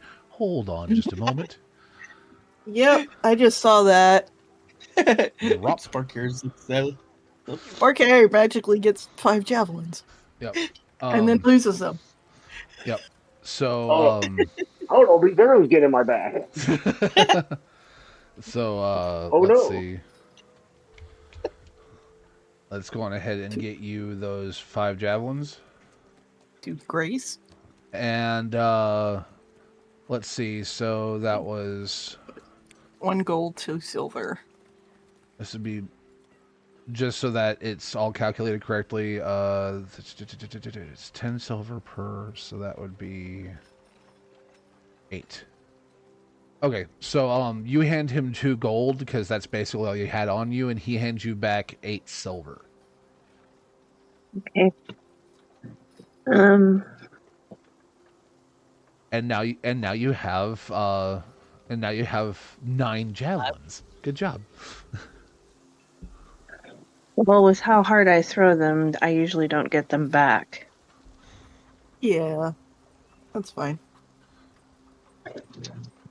I think that'll Any, do it for me. Maybe anything else you wanting, Fido, or just armor, to maybe like something to protect him. something a bit more protective than what you've got on? Yeah, because all I have is what was it? All I have is hide armor. So yeah. So proper. Proper armor. Let's see. I just want to make Uh, sure. uh, I just want to make sure it'd I be don't give. probably leather or studded leather. Yeah, I was about to say I want to make sure that I don't give you something that it would Prevent me from Cause living. disadvantage. cause disadvantage on stuff. So light armor, medium armor, and shields. Okay. So When you ask about leather, armor, studded, or breastplate. when you ask about armor, he says, "Well, let's see. I have half plate on. No, I have a bit of half plate armor. And I have." He says he has half plate armor, a chain shirt, a breastplate, and when it comes to light armor, he has studded leather, and brigantine. Out of those three, which was the best one? Well, let's The see. studded for you would probably be best. And that's Sarah's looking between blacksmith and Fido. Yeah, with the light armor, studded leather would be the best. With medium armor, it looks like for you that It would be the change. breastplate. I was about to say breastplate would be best, but I don't know. The chain shirt gives disadvantage on I'll stealth do the hide checks. as well. You'll do the what? Everything's an improvement on the hide armor. The one, what was the other one? Not the chain, but the other one. The breastplate. No, the lightweight one. Oh, Oh, the studded leather. leather. Yeah, thank you. Yeah, that's the one that Saris recommends you get if you're Yeah. wanting armor. I'll do studded leather. I will let you know, studded leather and hide armor give the exact same modifier. Okay, so then chain. Plus 12. It's just It's it 12, just removes the disadvantage from you. hide armor doesn't have disadvantage on stealth. Oh, I thought it was No, there was some kind of disadvantage for half plate gives disadvantage. Chain shirt doesn't give disadvantage either. Oh, okay. That's what you chain then. He goes, all right. So let's see, chain, and he takes and checks out your size. And he goes, I do have something that might work. And pulls out this like what looks like a lump of just a whole bunch of chain links. Takes and spreads it on the table, and it looks like it would fit you just fine. And he says, okay, well, usually this would cost 50, but since you're members of the guild, 40. 40 gold. Okay. So you want to do that? Yeah, might as well. And just curious, does that include the shirt that usually goes under it? Yes. As All right, you now have a chain shirt. You can actually change your armor to chain shirt if you wish. Okay. Give you a little bit more armor rating. Yep, you went from an armor rating of 13 to an armor rating of 15. Yay! Yeah, better.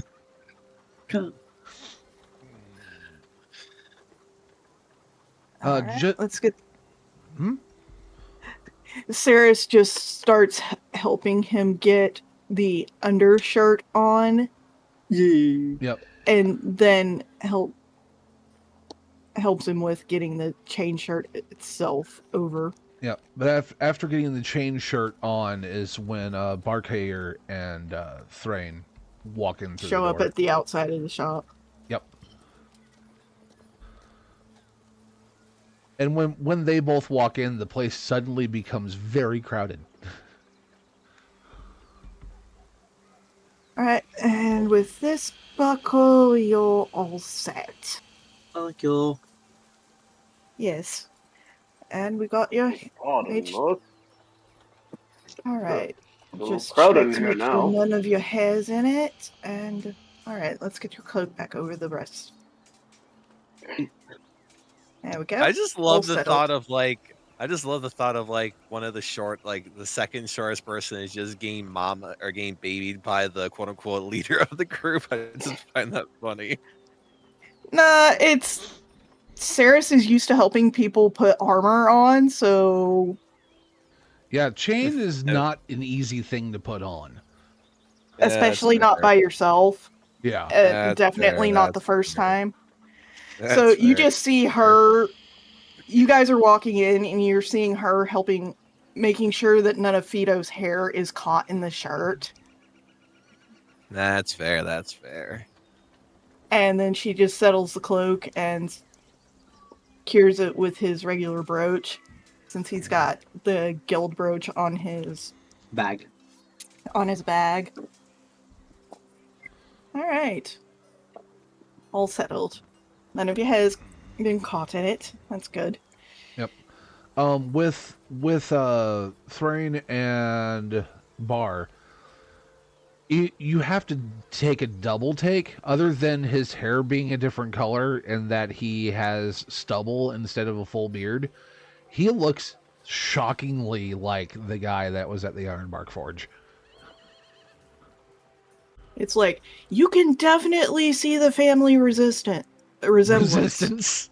The family resistance. Yes, Oh, there is this thing. resemblance. Vive la Thrain, you're revolution. especially surprised that by the lack of beard.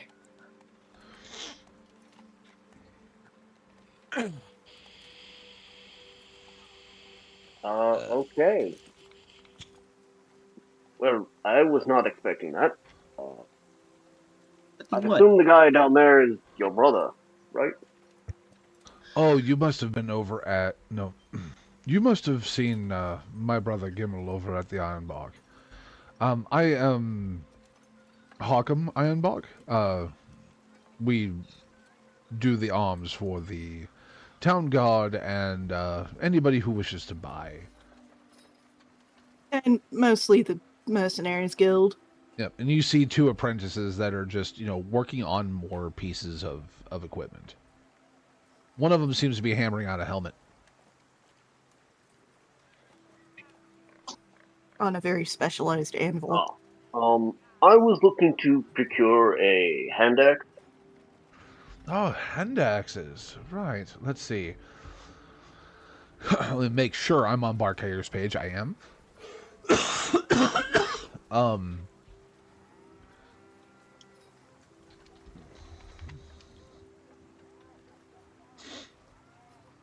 Let's see. Yes, I do seem to have a few of those. They normally go for, no, he says, we normally sell them for 5, but since, he's with you, correct? And looks over at you, Sarah. Yes. I'm not quite sure where he stuck his guild brooch. I hold up my axe and flip the pommel up. Oh, yes, right. Normally Pommel they, strikes with guild mark. That's always fun. Exactly. normally they go for 5, but we sell them for guild members for 2. All right.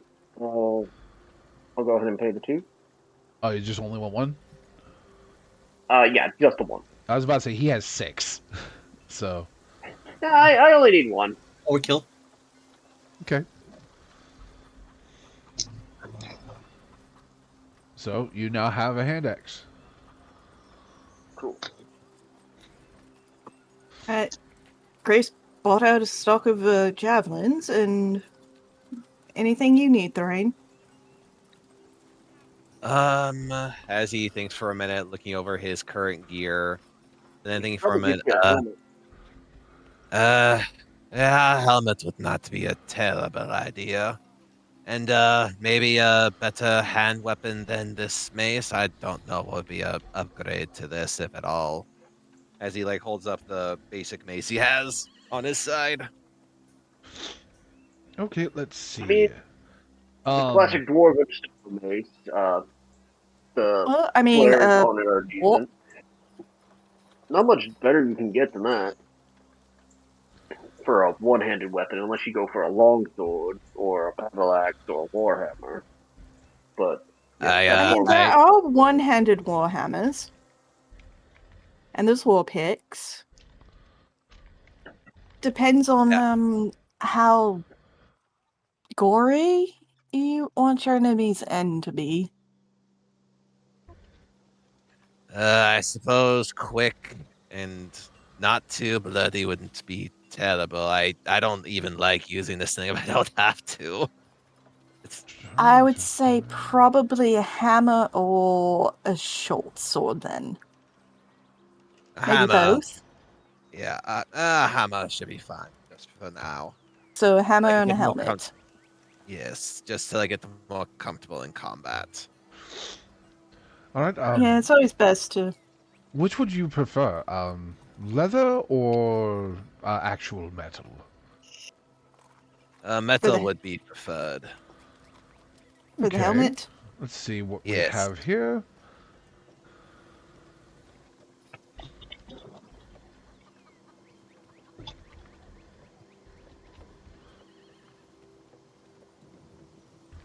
I'm actually having to create because I forgot to add helmets into. Into the helmets get forgotten in most role-playing games. Yep. Yes, they do. And it's very sad because it's a It's very usually just key. assumed it's with armor, with a suit of armor, unless it's like a magic helmet. That's the only reason why.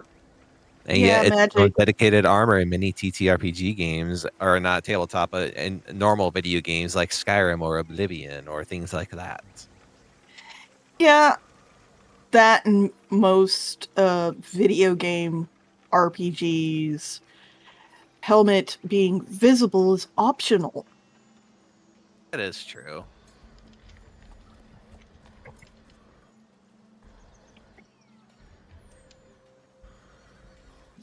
All right. And all right. So crap. Helmet options would be a chain arming coif, sugarloaf, Does I have or to?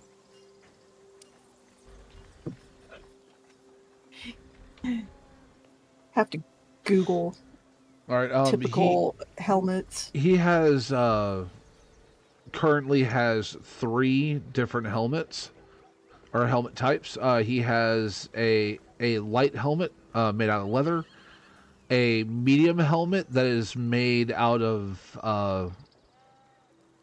that is, or not a helmet, but like a chain coif. That basically just would protect the head, which would be considered a medium armor. And then he has a full think almost like a Templar helmet. It just basically covers the whole head. That one's But that would be I think called considered the sugarloaf. yeah, but that would be considered heavy armor. Yeah, the medium one should be fine then. The chain coif. Yeah. That one comes with a cloth arming cap Yes. that goes to protect your hair. Oh, that's not too And bad. hair and chin from the chain links.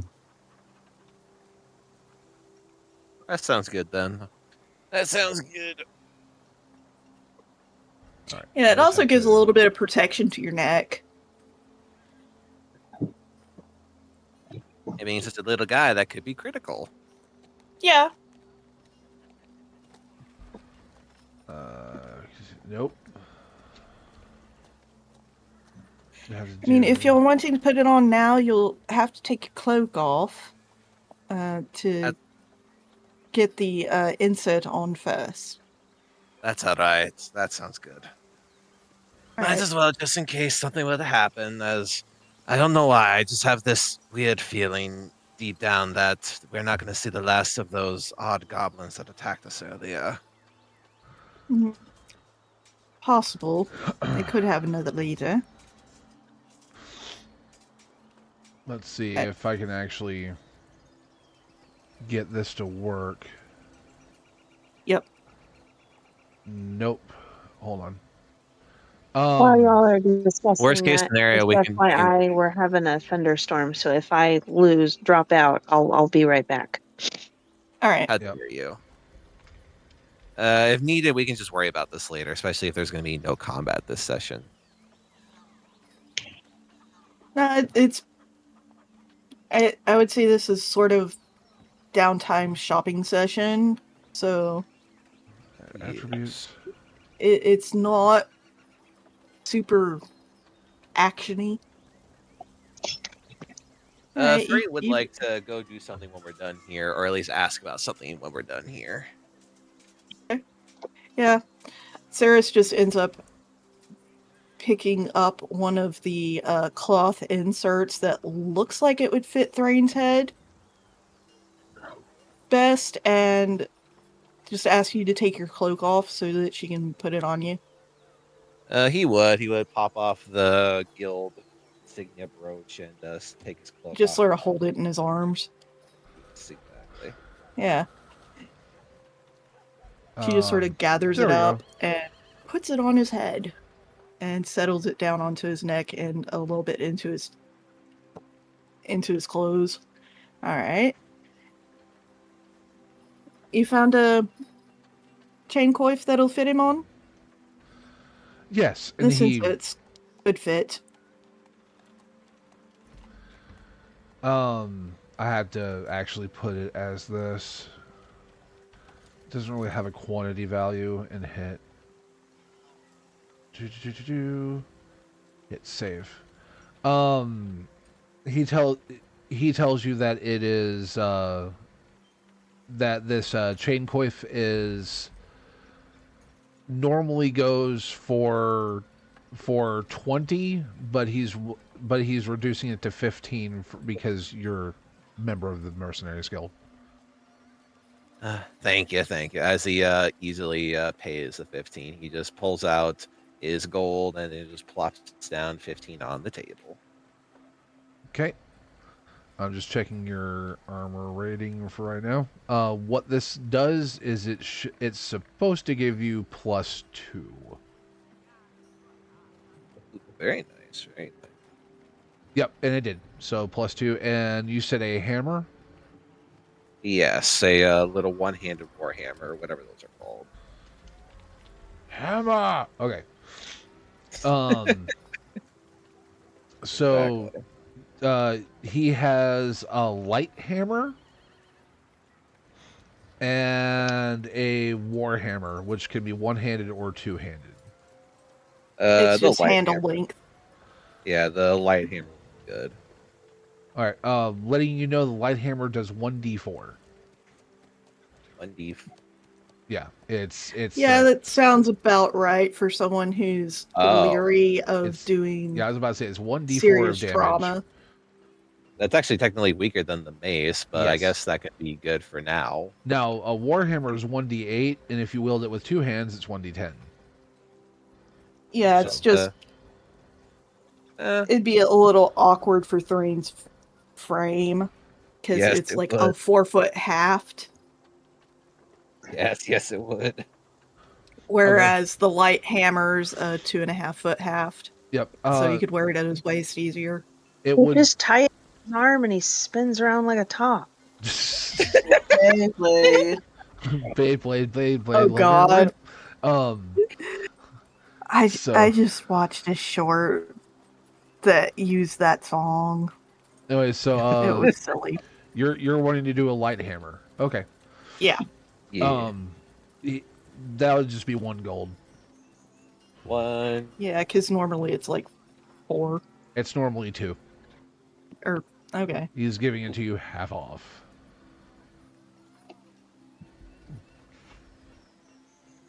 So now you have a light hammer. Yay! All right. So is there anything else you want to do? Apparently not here at the forge, but Thrain wanted to ask something. Is there a alchemy or a medicinal shop nearby? There's a few potions that my mother had written down in her journal that I would like to try out to see how good they are in potential heat of battle moment. Oh, Fenwick and Root is town's apothecary. yes. You are correct there, sirs. Well, it's not like I haven't been in there. It's just been a couple years. But do you guys want to get something to eat first? Yeah, It is lunchtime. you are starting to feel the tummy rumblies. And we have time. I could definitely go for a little bit of eat, and I'm Yeah, sure. they don't close until early evening, which about an hour or so past sunset. Oh, what was that, Bakaya? The great rumbling is in my tummy. Ah, yes. We hear the very loud growl, and everyone Rumbling, in the rumbling. forge I Yes. looks need to at go this. Barkair. The rumbling has started. Oh lordy, Lou. Because it sounds like a couple of hammers being thrown around. It's not coming from any of the forges. So everyone Okay, stares at let's Barkair. get some I think in it's here. time to feed him. Agreed. Let's go over to Crimson Pike. So, They've got good food. heading to Crimson Pike. As we walk out the door, I put another gold piece on the counter as a thank you for being so gracious with us. Okay. He happily accepts it. And he goes back to working the forge, and so do his apprentices.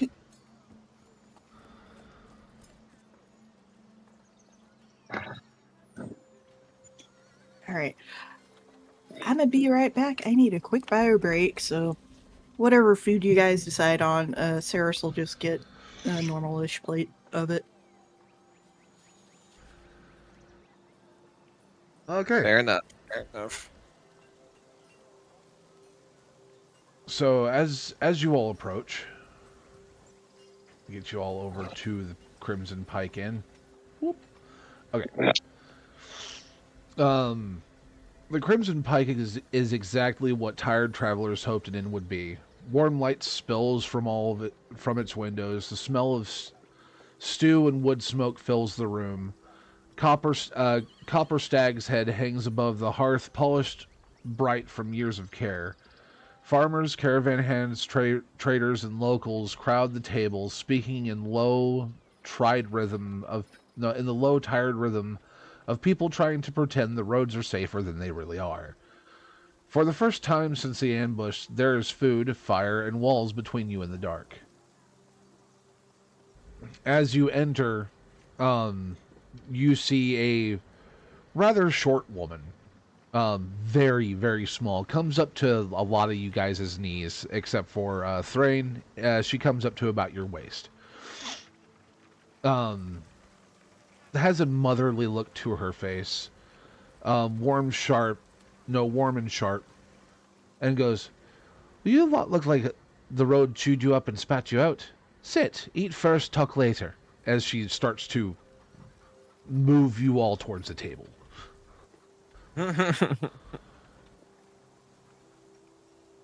Alright, I like this kind of service.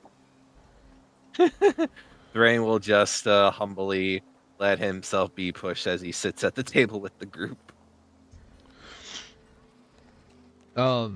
She guides you over to a table in the not the corner per se, but close to the corner. Close to the fireplace, and essentially get you all a small menu, and it has the basic stuff in it. Different types of meat, eggs, bacon, because bacon is best any time of the day. Yes. All hail bacon. Bread and cheese, and she goes, just let one of my daughters know, and we'll go on ahead and get you fed up. And she, bustles back over towards the front, where you now notice, because she was basically standing there almost in the doorway. There's actually like a small table, like a chicken table, near the front door.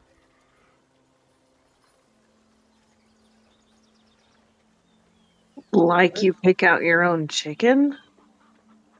No, check-in table. Like Oh, when you, check in. yeah, I was when thinking like, lobster tank where you pick your own Fred and eat it.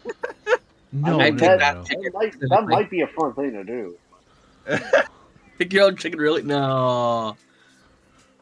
I've Chickens actually are too thought cute. I've That would actually thought about that, never, that would never happen. having a steakhouse where the steak is very fresh, and it's like, what steak would you like today? Well, let's see. Look out into the field behind and go. I'd like one from number 14. Moo? Pretty. What did I tell you about I naming the want that cow cow? right there, that baby one. I do that freaking post where if y'all keep messing with my post while it's still setting, I'm gonna eat that one. So after looking over the menu and the options for food and drinks, and the drinks being ale, beer, ale, beer, 3 different types of wine, and water. And oddly I'll enough, just have grape juice. One of the options is grape juice. Grape juice. This is a family establishment, obviously. A family establishment. Um, but as you all are perusing the menu, a rather beautiful, very curvy, Hey. brunette comes to your table. Hello, my name is Sarah. I'll be your waitress today. Is there anything I can get for you? I'll take 2 ales, the steak dinner with a side of bacon, and little brother, what do you want? He's just gonna freeze up a minute from her beauty just because he's never been around anyone like that before. He's just gonna like stutter a little bit as he like looks at the menu to try and think. Just completely just lost for a minute. Just get him a smaller portion than what I got. 1 ale, also a steak. Bark just lists off all the stuff that he knows Thrain likes and orders for him. He's just gonna nod the whole time. Yeah, she. How shall I say this? She is amply gifted, if that makes any sense. Hey. Bark will nudge Thrain like, come on, little brother, find your voice. He's just gonna like attempt to hit him back. They're out of reflex because of how nervous he is, and it doesn't even phase him. Like he doesn't even feel it. It's like trying to elbow granite. Yes. So, with you saying all that, she's just writing all this stuff down in a small tab, in a small, like, notepad type thing, small piece of parchment. She's just writing it down, going, and you, and she looks right at you, Thrain. He's still gonna freeze up. Her, He's like, oddly enough, her dark blue eyes just focus in on you. he's just gonna choke up even more, just like trying to clear his voice, trying to think of what to say. He's like, he that what he said as he finally manages to get She kind of looks voice. you. She kind of looks you up and down and gives this like sly little grin and goes, "All right, don't know if you can put all that away, but uh, I'll just see how you do." And she marks down something. She turns to Grace and goes, "And what would you like?" I wish I could have given Thrain bardic inspiration. I'll have a grape juice and 2 waters and just a few eggs. Whatever Thran won't eat, I'll help. Okay. And she, writes that down and looks over towards Fido. And what about you? I think I'll just take a cup of grape juice, 1 water, and just 2 eggs and bacon. That's it. Okay, breakfast special. And what's going on with her over there? She looks kind of lost in thought. Oh, that happens. Geez. She'll she told me what she wanted earlier, and I ordered the stuff that she mentioned. She literally said, "Whatever you guys order, I'll just have that too." He did say Yeah, that. so we'll just get 3 of my orders basically.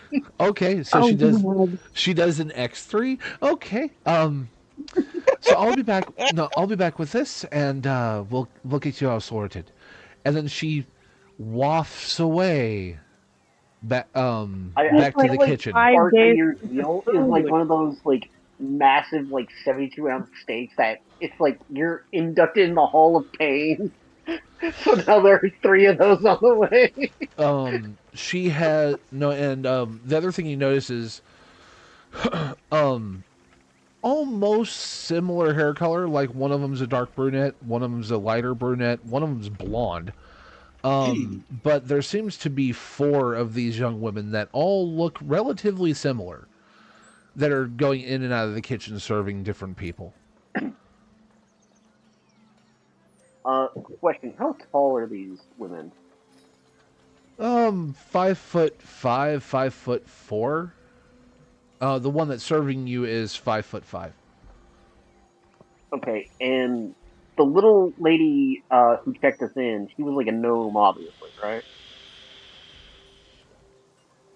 Yes, with dark brunette hair. And she's like how tall? She is like 3'5". Okay. When the waitresses are away getting our stuff, I just kind of look to Thrain and I just looked at the party. I'm like, so those are all her daughters? Like, holy crap!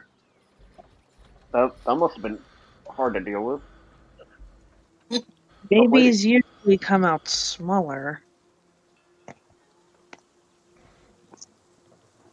But based on how tall they are, uh, can Barkayer roll an insight check just to be like, okay, he knows she's a gnome. Like, can he identify who the father is, or like what race the father is? I'd say by baseline you'd be able to figure out that he has to have been taller. Yeah, but like Barkayer being around like uh his own kind, Jotunkin, dwarves, and others in the party. I think he can pick up like certain racial features that would just be there. So, hence the insight check if you can identify it. I don't see why not. All right. 19 flat. 19 flat. There is Dirty 20 actually. dirty I 20. have a +1 wisdom. There is something going on there, but you're not able to exact pick out what. If I stand up, can I see into the hole for the kitchen? Yes. I'm going to stand up and look in the kitchen and see the large gentleman cooking our eggs. Oh yeah. There is a large gentleman cooking your eggs. A large gentleman that is about maybe a half a foot shorter than Barkair.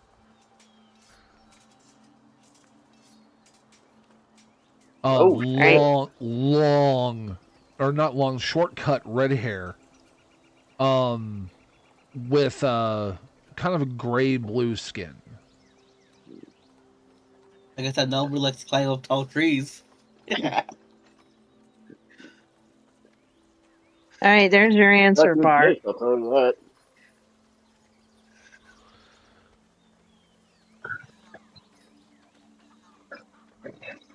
Because I figured if the daughters work there and the mother is, meeting people at the door, then the husband's probably in the kitchen. What was the question? He wants to know where these 5'6" daughters came from if their mother is a gnome. Ah, Surprise, Jotunkin dad. Daniel!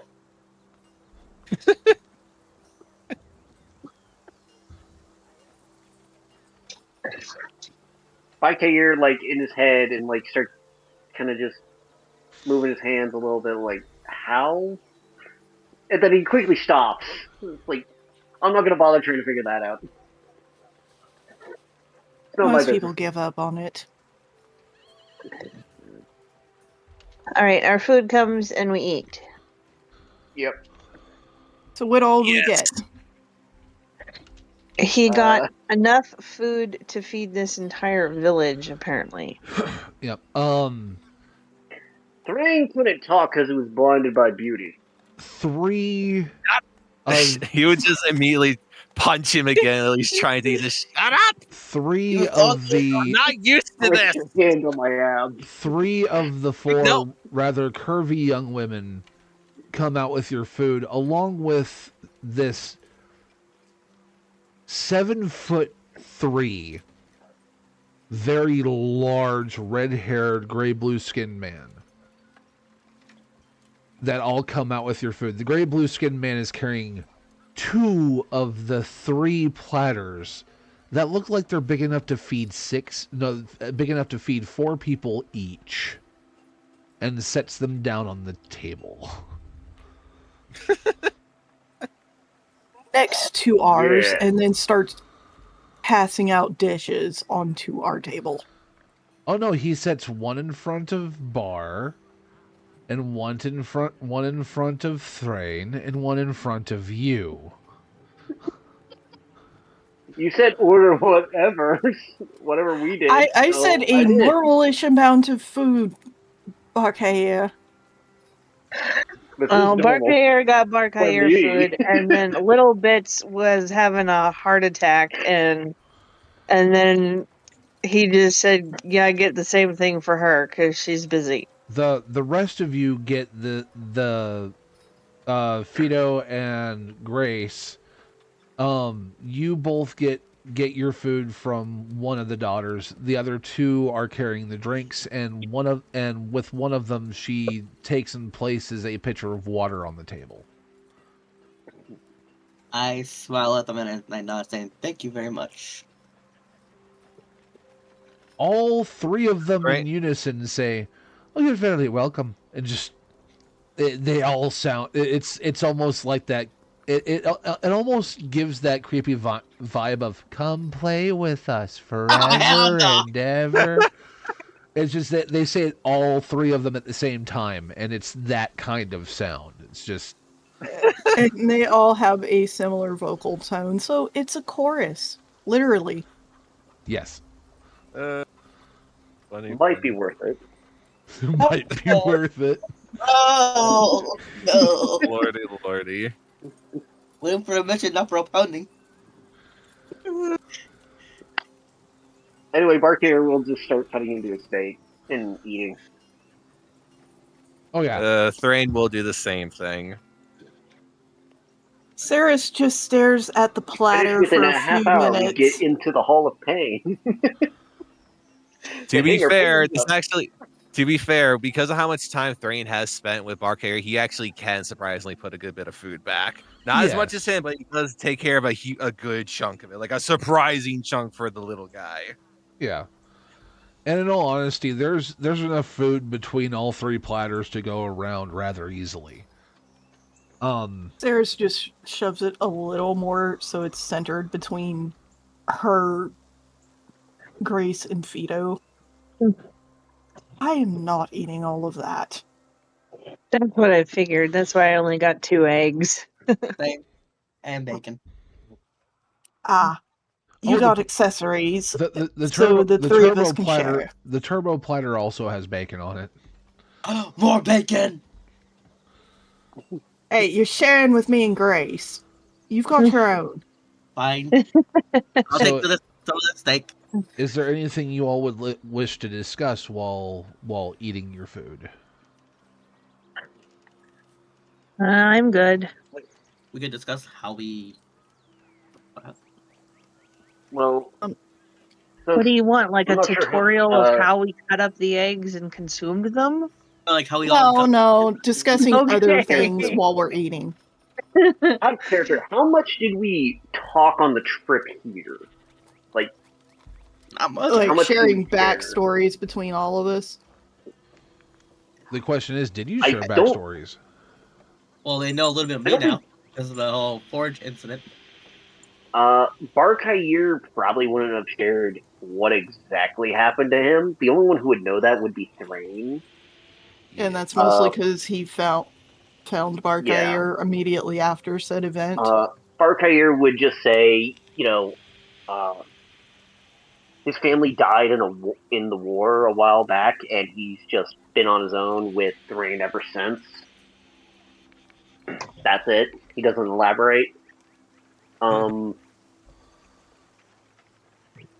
If we all know each other's backstories for the most part, I think the first thing Barkair would bring up is like, since we're now part of the guild, what's our next job?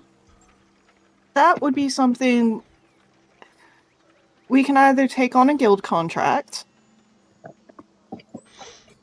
or we can head out and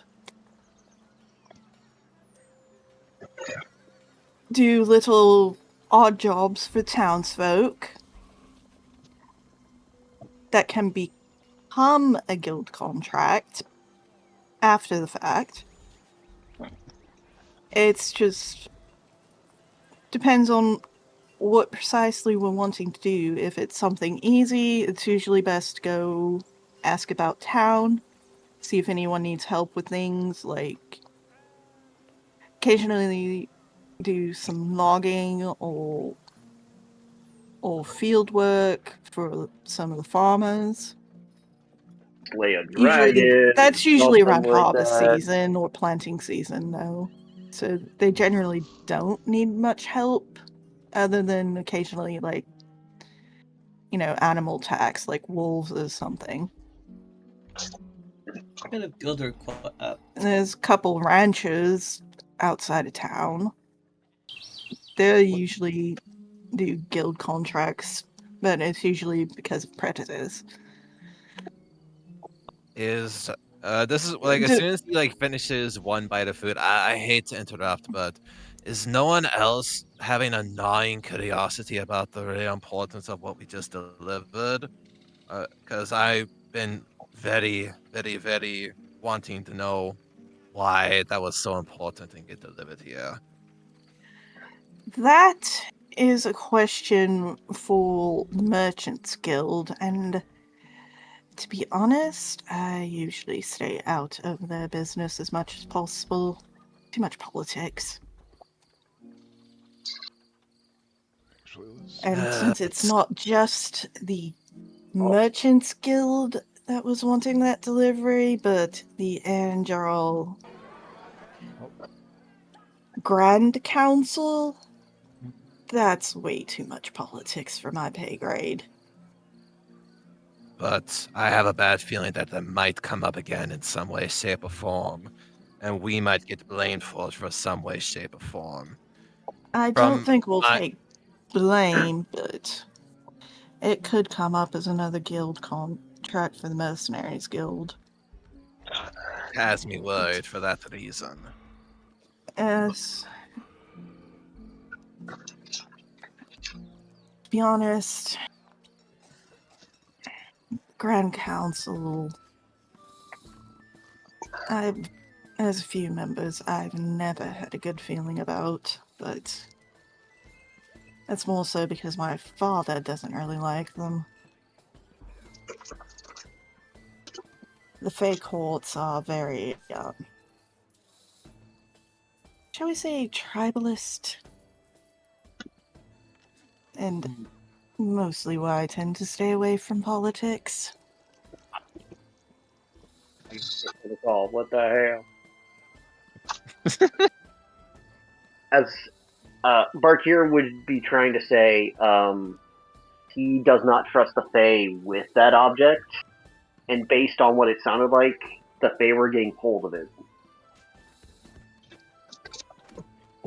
Like I said, too much politics for our pay grade. Much as we don't like it, it's not our concern at this time. I would argue the Fae is in the entirety of the world, but that's just me.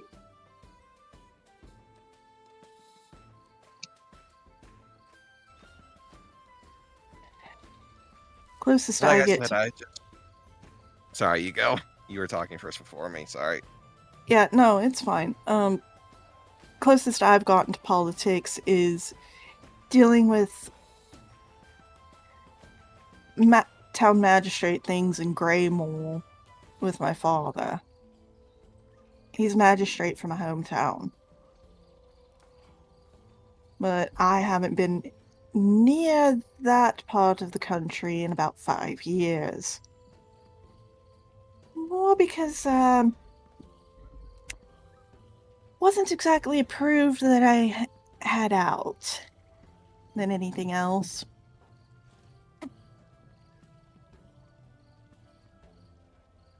That definitely sounds a little too complicated even for me to deal with.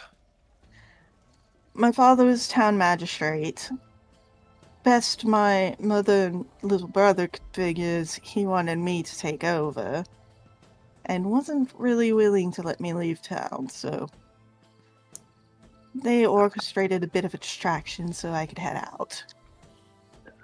I've been on the road since, avoiding Greymore as much as possible.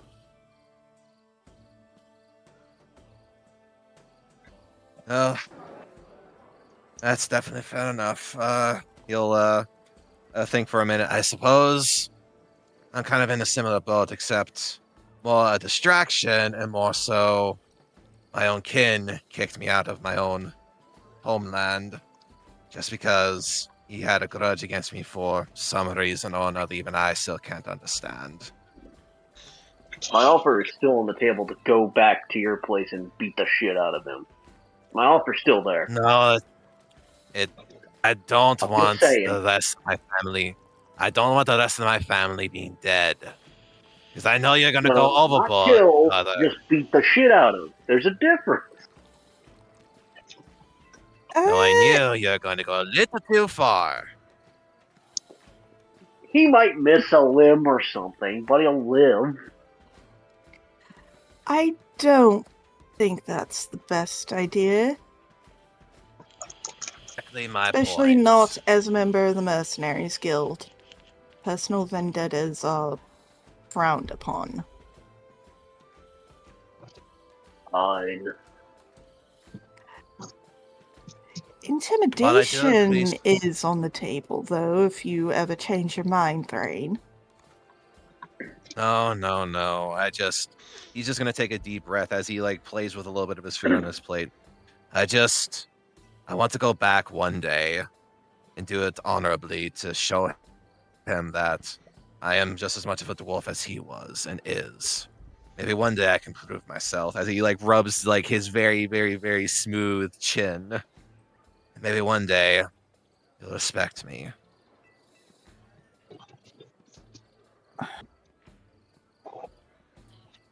Let me take a wild Personally, guess. Your older brother called you a beardless Yes. half-blood? Not directly, but through his actions, yes. I don't know why, but my mother did want to keep me sheltered and teach me her ways compared to everything else.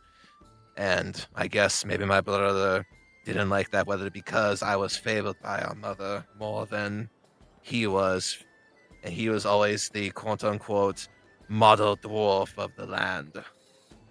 In the mines all the time, bringing in all the good ore to the point of everyone respecting him and having his own little friends group. And even more so, even a chance to become an elder at such a young age. But I don't still understand why he was so adamant about hurting me and kicking me out as soon as my mother died. Whether it be just sheer animosity or some other reason, even I don't understand to this day. It's hopefully one day, like I said, I can go back after I prove myself to him and show him that he was wrong. Mm. You may respect a mercenary more than an apothecary. Dwarves are... I'd rather help people than hurt them. It's just something in deep within me that's telling me that I should help people rather than hurt. If I absolutely have to do something, I'd rather just do it to where they don't die. I don't know why. It's No, just that's... You've a healer's instincts. And likely your mother saw that. And he didn't understand that she was nurturing it. He just saw it as maybe. favoritism. And it inspired jealousy in him. Maybe. Enough about me. As he starts to get a little bit flustered because he's just realizing all the attention's on him without realizing it. Grace, you said you're from the Ember Waste? I've never been down there myself. What's it like? It's not much to look at. Hot. Dangerous. The gear you have that Fido's wearing is absolutely not suitable to it. No. The lighter the clothes, the better. Mostly because it's That makes metal. sense. Metal gear is very much not suitable to the waste. The desert has a harsh beauty. I was only near the edge once as a child. Harsh is the nicest way to put it. I've heard it was called a bloody, uninhabitable wasteland where nothing but death roams. Well, I mean, there are a few plants near the oases, but those are usually on hard ground. The sands are, from what I've heard from the very few number of caravans, not safe any time of the day, but especially not at night.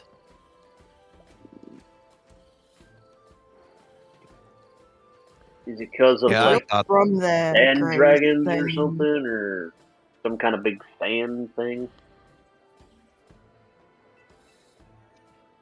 You've Well, survived quite a lot. there's a lot about the desert that will kill you.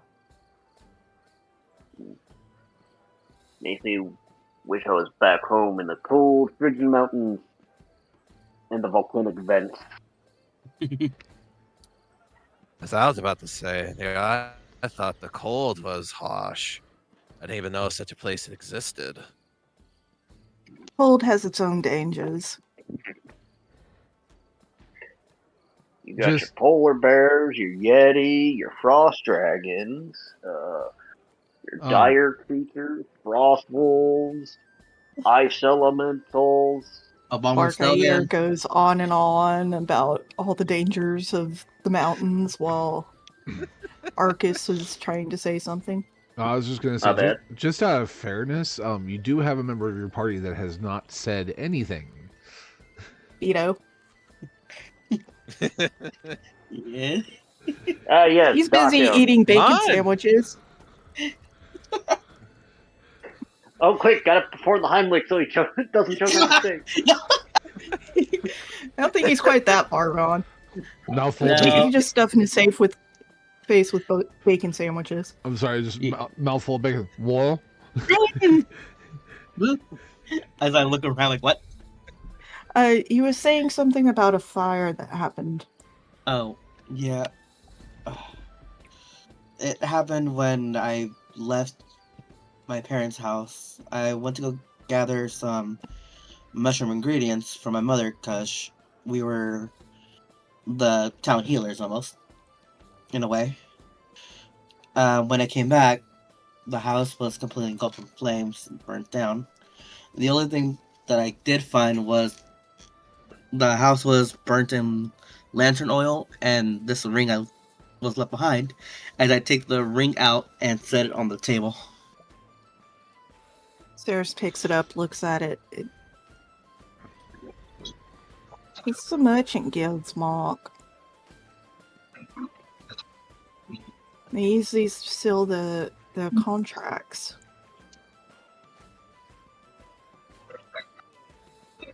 And she just Did your starts family studying it, looking for internal marks. Okay, you want to do an investigation check family- on it? Yeah. Okay, go for it.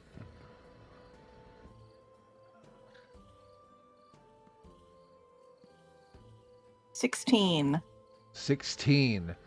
The only other identifying markers you find on it is on the other side of the signet, on the inside of the ring, is the carved initials HR. I don't know whose this is, Fido, but we could go to the Merchants Guild. They may have someone registered with these initials. Really? It's possible, but they also may not know specifically and may refer us to the main guild. All right. As I take the ring And back. she and- just, What? yeah. As you're reclaiming the ring back into your possession, Vito, the tiny woman toddles over to your table and goes, I'm sorry for bothering, but two things. Number one, slaps down a piece of parchment that has the itemized cost of the food. In total, it is going to be 2 gold and 7 silver. I just hand her 3 gold.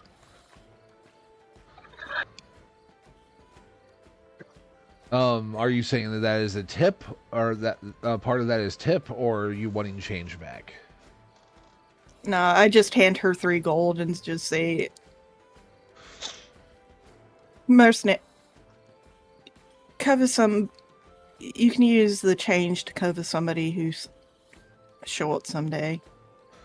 Oh, right.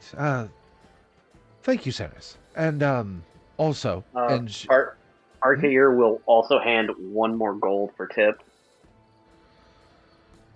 specifically? She takes it, pockets it, and thanks you, and calls you a nice, big, strong boy. With a healthy appetite. Yep. Yes. And she also says, there's also this. This came for you. Don't ask me from whom. I have no clue. But a lad dropped it off and ran before I decided to whether or not to yell at him for just tracking mud into my establishment. And she sets what looks like a sealed letter on the table and says, well, if you need rooms, just let me know and I'll get you set up. And then she goes back towards the entrance. I pick it up and look it over. All right, are you going to read it? That why I said I'm looking it over to see who it's addressed to. Okay. It has a red seal on it, or a red sealing wax, but does not seem to bear any insignia. It does not have any external markings either. It just is plain. But when you break the seal, if you go to your private messages, if you wish to read that out loud or not, that is up to you.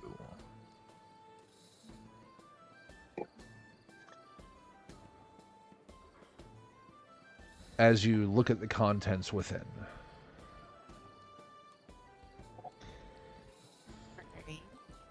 To the defenders of the Knot Caravan, competence is rare, discretion is rare. I would speak with you regarding future employment. Come to the private room tomorrow after breakfast. Ask for the eastern room, a friend. This is a strange one. So it's the dude we just helped? I don't know, and I don't think it was Bartholomew. He's not this discreet. Was it the angry man? That's what I was about to suggest. I'm sorry, what did you say? Was it the angry man? Angry man? The one that dragged your friend off after having a very, very Ah. harsh discussion. Very unlikely, since this wasn't under the Merchant Guild's seal. Whoever this is, should we choose, we can meet them for breakfast. After breakfast tomorrow morning.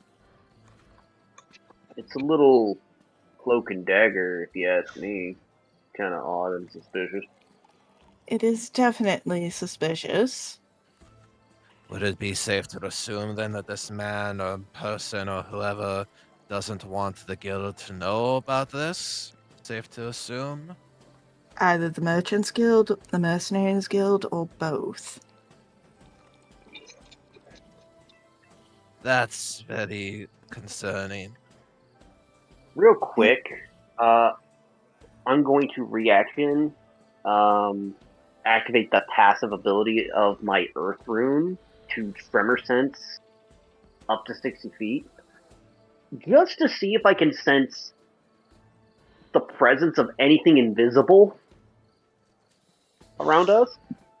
Sure. Are you doing an active perception or passive perception? That would be an active, I believe. Sure. Go on ahead and give me a roll. Natural 20. Nat 20. Lord The So ground, 21 total. the ground is vibrating a lot. But it seems that there's nobody invisible that is around you. Okay.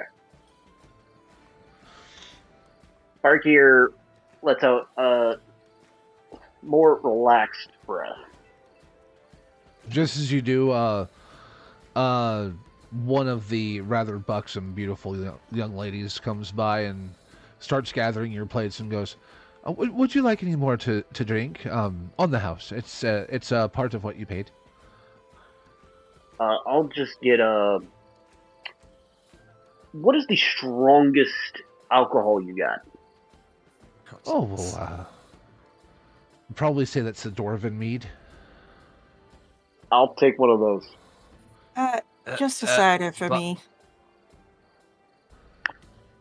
Thrain, you want one?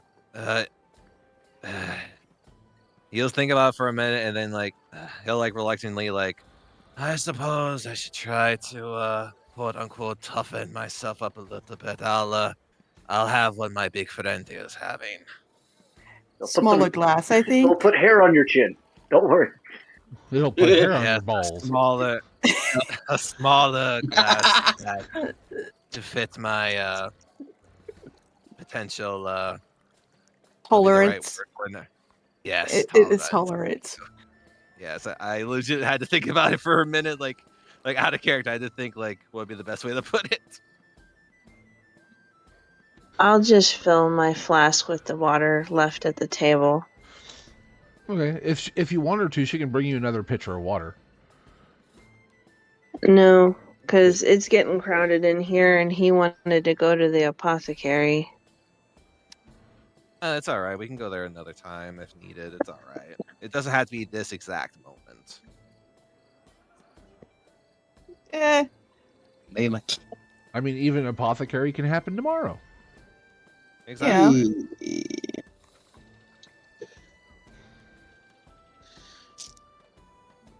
It's like we spent about 2 hours sitting here eating and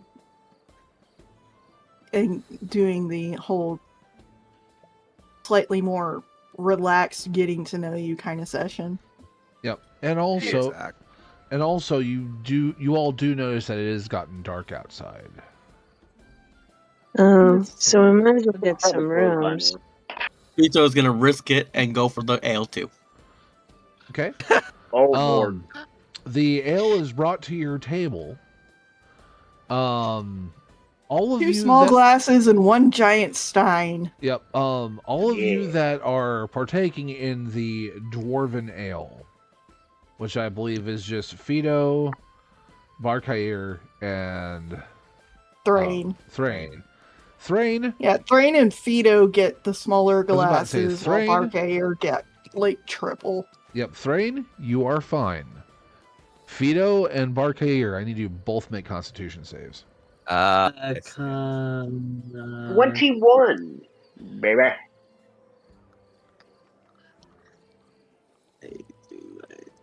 Dirty 20.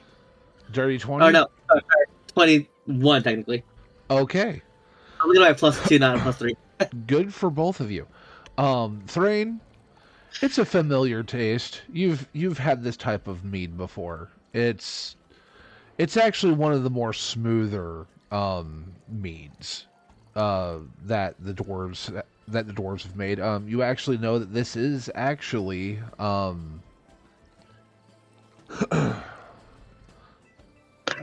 crap, my brain just went blank on the name of it. Hold on. You're fine. You know, I know. that I think that Bart this is years had it too. this is Carathian mead. So it is rather smooth. For Barkair, it burns, but it's a good burn. I think Bart has had this mead before, like traveling with Thrain. Like Yeah, he's spent some time in It's the a dwarven area. familiar burn. yeah, it's Yeah, a familiar familiar burn. I like this. With some nice hints of oak, and a good sweet back end to it. That lovely vanilla-ish back end, but you've never been quite able to identify. Yeah. With Fido, it just burns. Why the hell do people drink this? At first I was like, what the heck? It's like You're afterwards, not your gonna mouth, finish yours. your mouth kind of tastes sweet afterwards, but like it burns all the way down. It's burning in your stomach. It kind of isn't worth it. You just immediately replace it alright, with a some of that. large glass of water. Nah, great Yeah, juice. you gonna finish that? Go ahead. I don't want any more. All right. Do I need to make a second save, or am I good? I'd say you're good. You're good. You're good. He left like 2/3 of the glass. You I just probably like got sip like a it slowly. 15-pound and- liver. I think I'm all right. A 15-pound liver. Of my 600-pound weight, 15 pounds of it is liver. Yep. So Yeah, proportionally that makes sense. you all are getting rooms? Are we Yes. getting rooms here or at the guild hall? Because at the guild hall it'd be free. How much is the night here? Look, I was gonna say. I feel like I mean, Vito's it's gonna nice try. here. Yep. What did you think because he drank the liquor more than I did? Sarah's I go for one of those girls. Though they Sir- might be full at the guild hall. Sarah, you know that at the guild hall it is free, but it's bunk sleeping. And looking at Barkair, there might don't- not be a big enough bed for him to sleep in. Yeah, there was barely a big And enough lay in the bed. cot and it just cracked. Yeah, Well, it's not that it happened cracks, to it's Barrage like- like 3 times. Yeah, it's not that it cracks, it's just your legs would be hanging off at the knee. Yeah, your feet would be on the floor. Yeah, so it would not be comfortable for you at all. Everybody else would be fine, but for you, you're a big old boy. It's not gonna be I am the comfy. biggest boy. Yes, you Um, are. But you know that at the Crimson Pike Inn, you've stayed here a couple times just for the funsies because it was nice and comfortable. Because it's nicer beds. Yep, and you know that it is 5 copper. For a double room, it is 2 copper for a single room.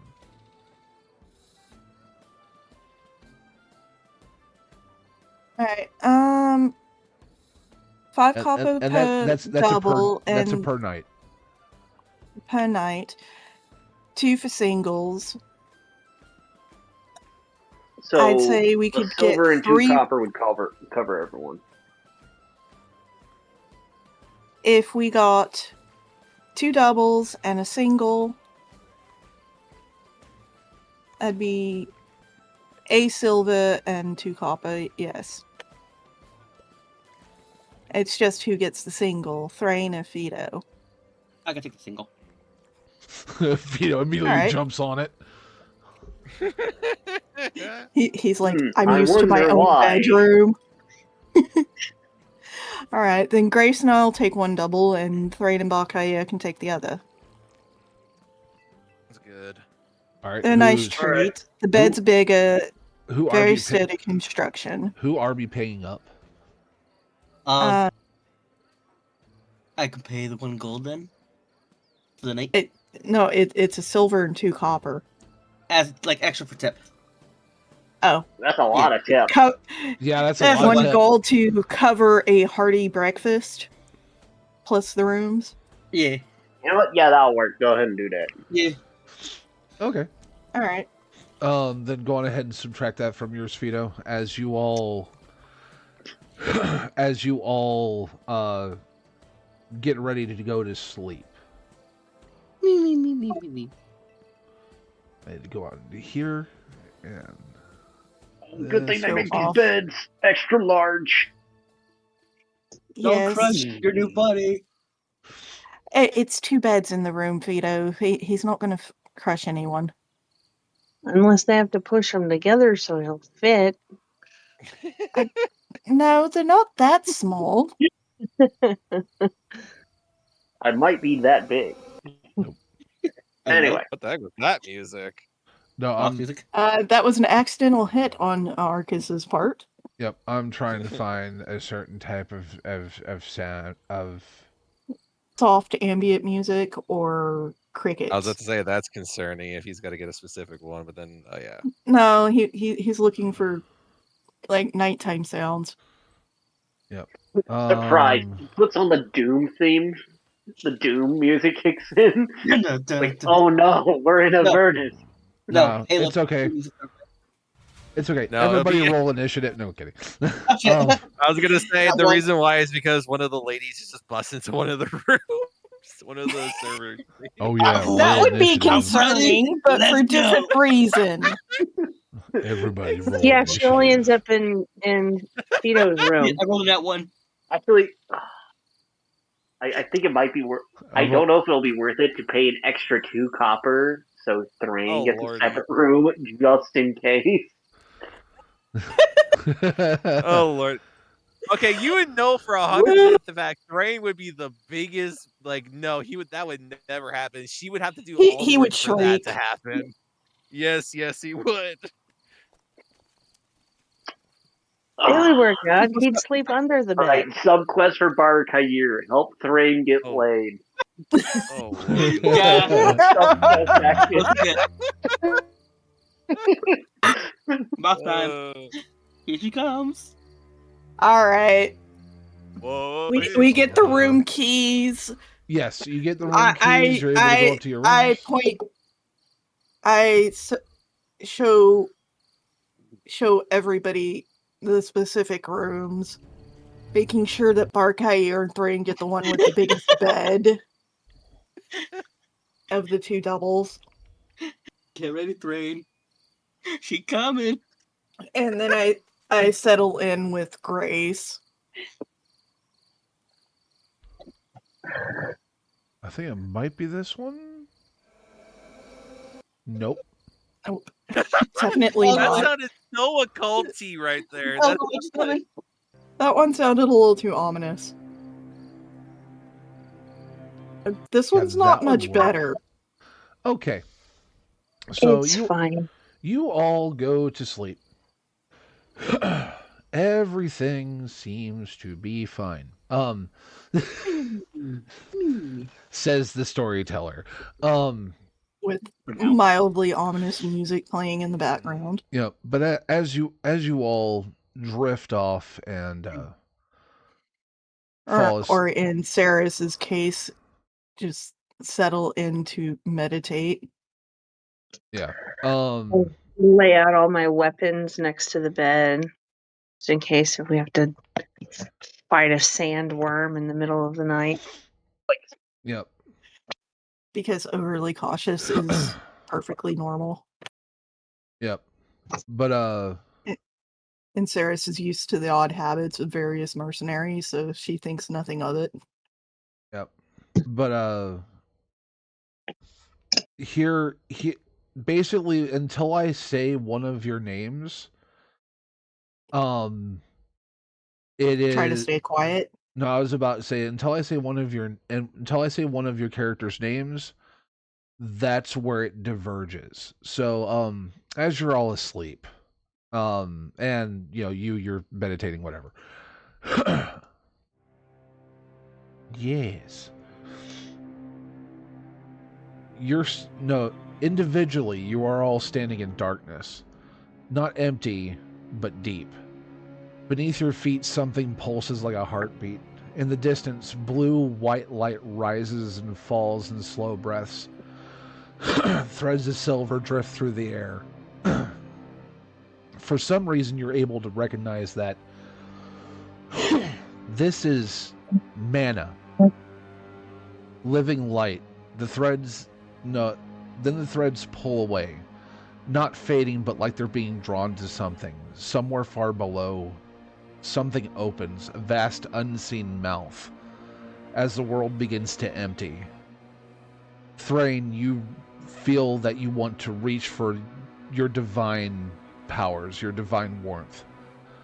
But it does not reach you. It feels gone, distant, as if something stands between you and the heavens. Bar.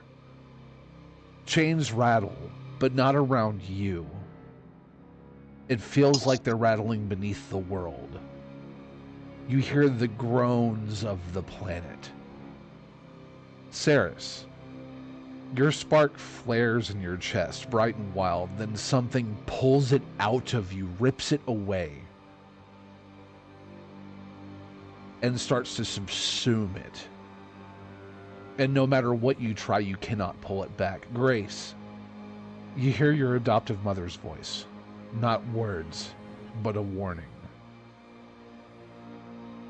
The darkness is coming. The world is screaming.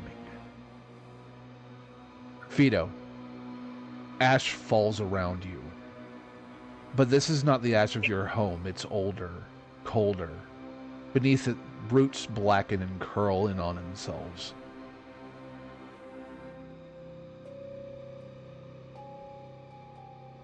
All of you simultaneously wake up, wherever you're at, cold fop sweat.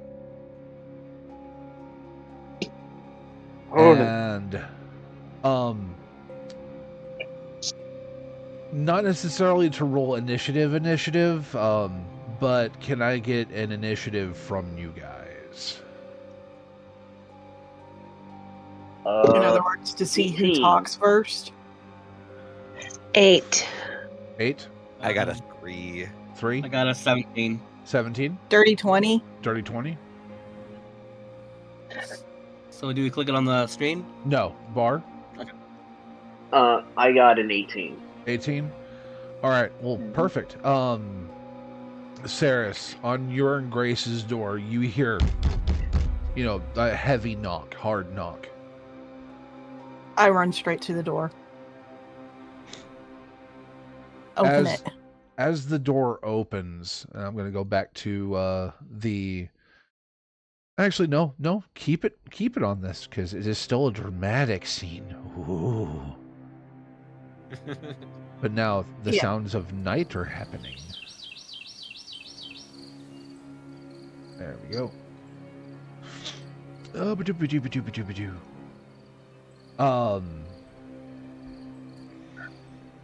Okay, the person pounding on the door, I now see them. Yep.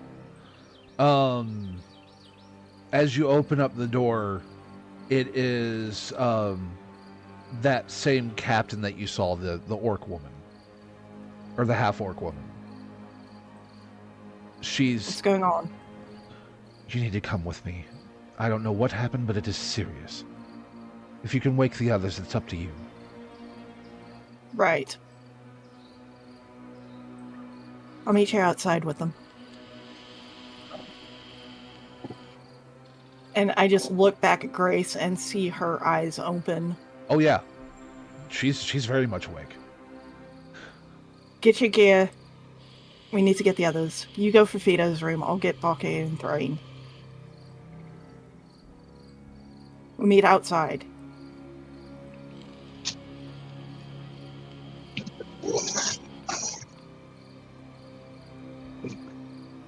And I immediately go over to Bake and Thrain's door and pound on it.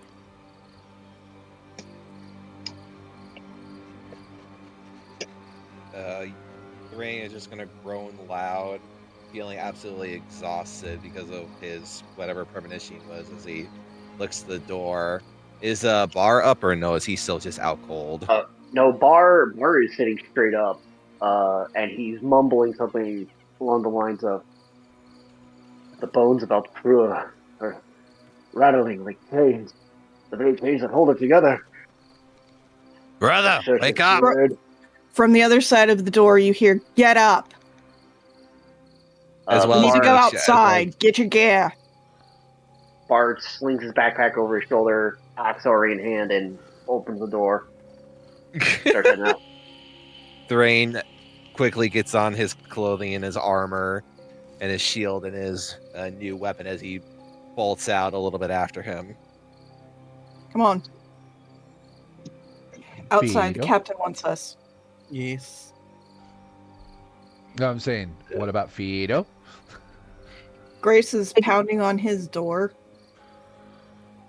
I go to his door and knock on the door. Fido, get up. Something's happened.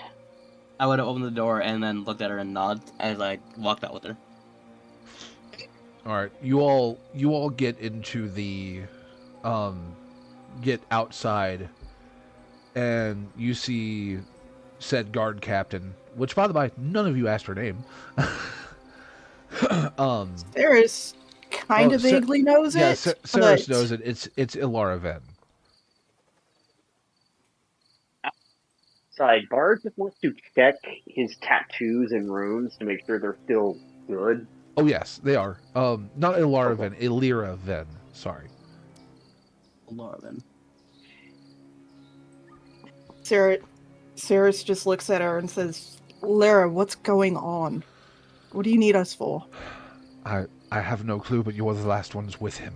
Follow. And she takes you down to where the guardhouse is, which is actually off map. So you don't have to move your characters, just, you know, you it's off map. But as you get to the guardhouse, she opens the door and you head downward. Actually, yeah, you head downward. Into the basement of said guardhouse, where they keep the prisoners. And the door to one of the cells is open. And she goes, "I don't know how. I don't know why. But," and she just gestures at the door. Barkayer will take a look inside. Are all of you looking, or just Bar? I can look at Will. Steris I will is also look. creeped out, but looks inside. The holding Yeah. Goblin. the holding Is the goblin gone or turned inside out or what? the holding cell smells of damp stone, old straw, and something metallic. The goblin lies curled in the corner, fetal position. Too still. There's no blood on the floor. No sign of struggle. His eyes are open, and resting on his tongue is a single gold coin. The coin is clean. Too clean.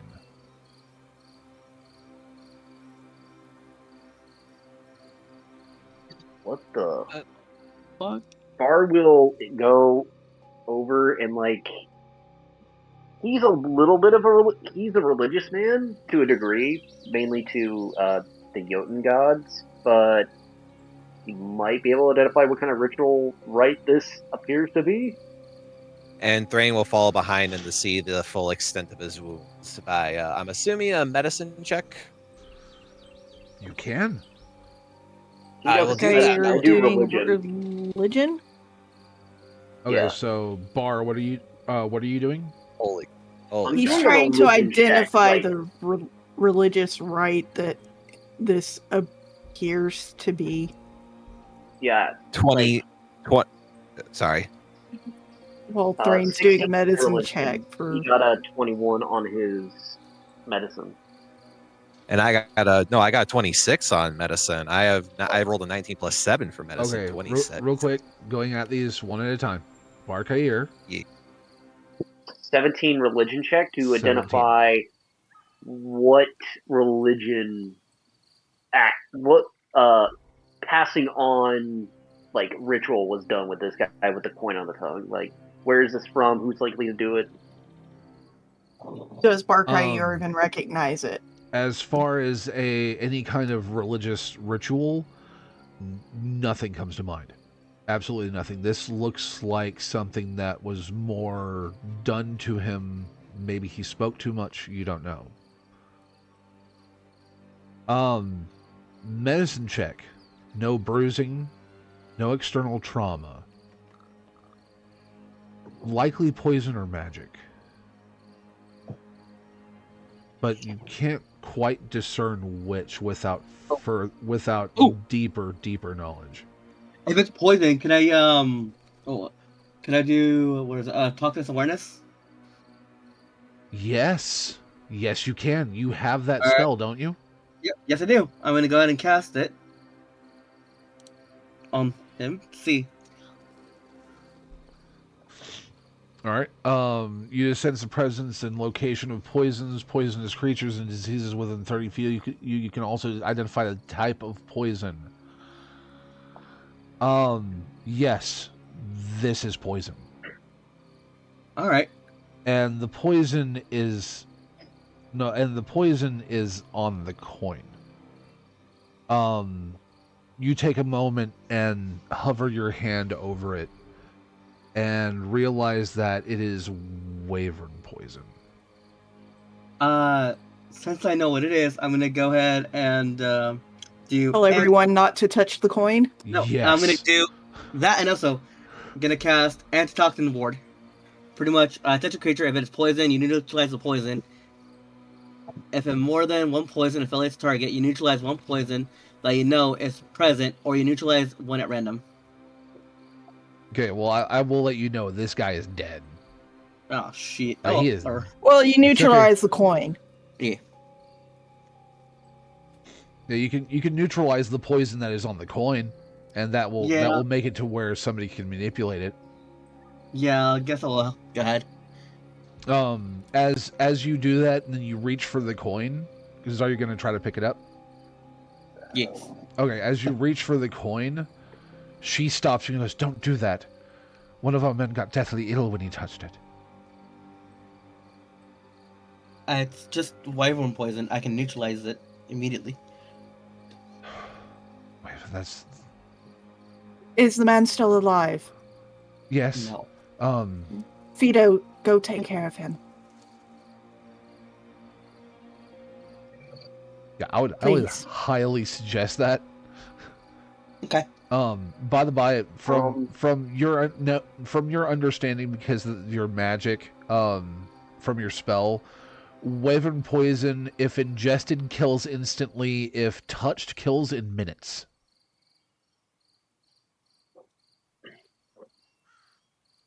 I think Barkair would know a bit about wyverns, just because they would either live in forests or like high on mountains. So he's probably encountered a few.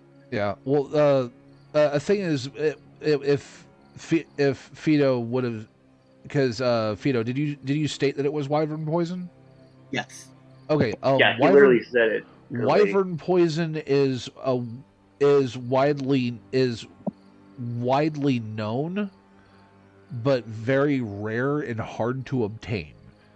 You would all know that wyvern poison is not poison from a wyvern. It is a poison that can instantly kill a wyvern. Lesser mortal races, it kills them within a half second of ingestion. Okay. So extremely it is just deadly, extremely powerful. And I neutralized it. Yep. On the coin. Yes. Yep. And you run with the guard captain to the other guard to help him, so he doesn't die. Yep.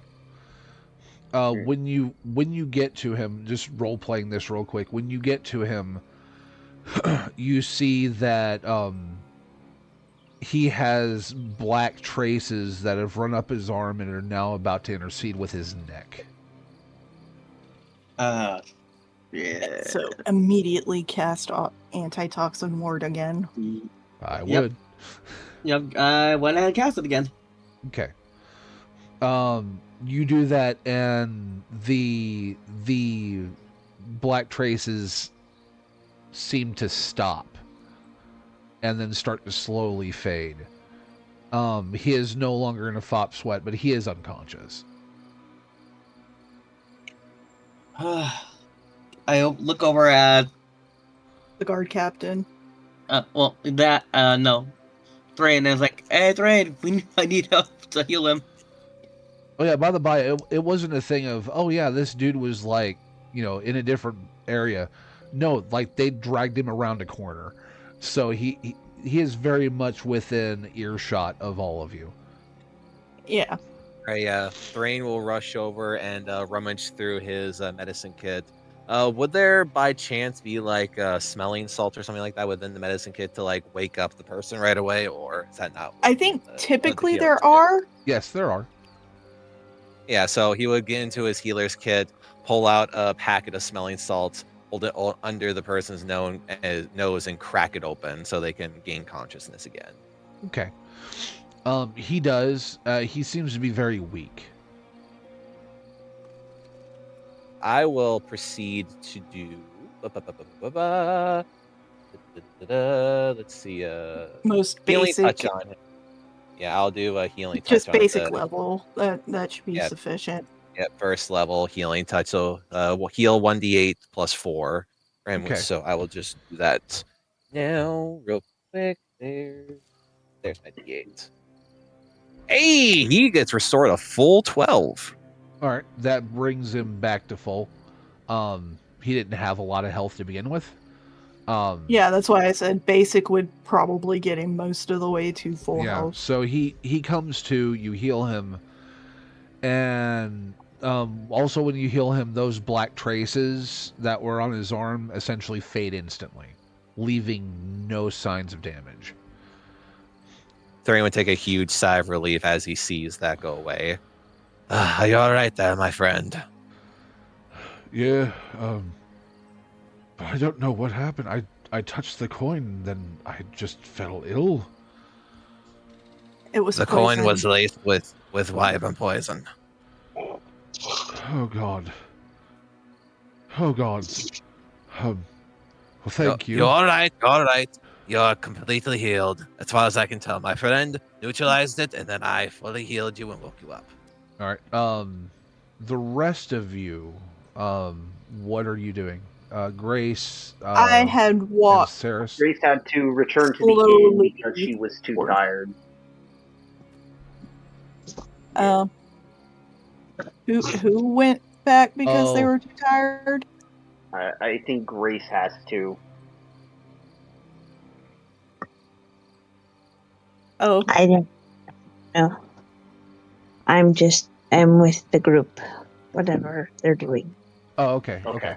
okay. so Grace is like right behind me, and Barkaier's bringing up the rear. I'm in the cell with the dead goblin. Okay, so then yeah, just Yeah, I was one of the first ones Grace in and there. I walked towards the guard. Oh well, there's more investigating that you guys can do. Guard has very little knowledge. Oh no, it's more of seeing that he's okay and letting and just suggesting to the captain that maybe he still needs like 2 or 3 days off. Yeah. For mental health reasons, Oh, since yeah. it's not physical health at this point. She agrees. Is there? Barkai's just kind of thinking on like the symbolism of the coin in the mouth. It's like either buying silence or you're paying the price for speaking. Like there's some kind of poetic symbolism here for that. You could think that. Definitely. After Thrain heals and makes sure the guard's back normal, he'll walk back to the group, and as he thinks over, he says, I almost guarantee this is some type of warning to us from whatever group this goblin, a friend of ours, was from, that we captured him, and they silenced him to make sure he couldn't speak anymore. And they Yes. sent this also as a message to us, as some sort of message, tried to intimidate us. At least that's what I'm thinking. It could be that, or it could just be whoever was paying them didn't want any survivors. But how they got into the guardhouse is a bit more concerning. Could we maybe like That they really know how to use the shadows. Or this goes deeper than we really think it does. And I have a bad feeling deep within me that involves the item we just delivered. Can I look around and see maybe there might be like footprints or any clues left behind? Yeah, I was gonna. You can most I'm certainly. willing to help someone look for footprints, clues, Yeah, you whatever. can most certainly try. If you are giving the help action Barkayer, Fido, you can make it at advantage. Okay. It would be an An investigation investigation check at advantage. Okay, investigation.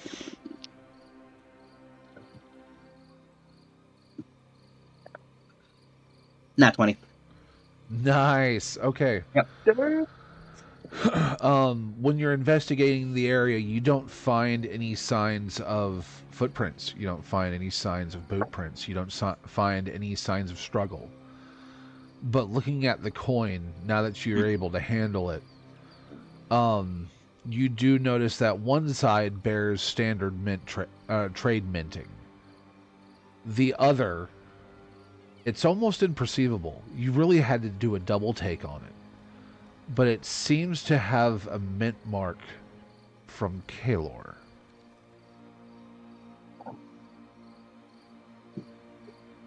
Kaylor.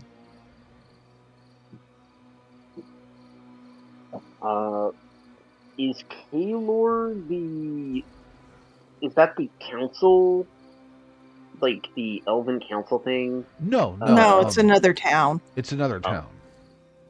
Okay. It's like it was minted in Kaylor. But the manufacturing stamp had been almost either rubbed off or sanded off Yeah, it's you can to faintly the point see that it. you could that Fido had to like tilt it in the firelight to kind of see the stamp mark. Either it's an altered coin or it's really old.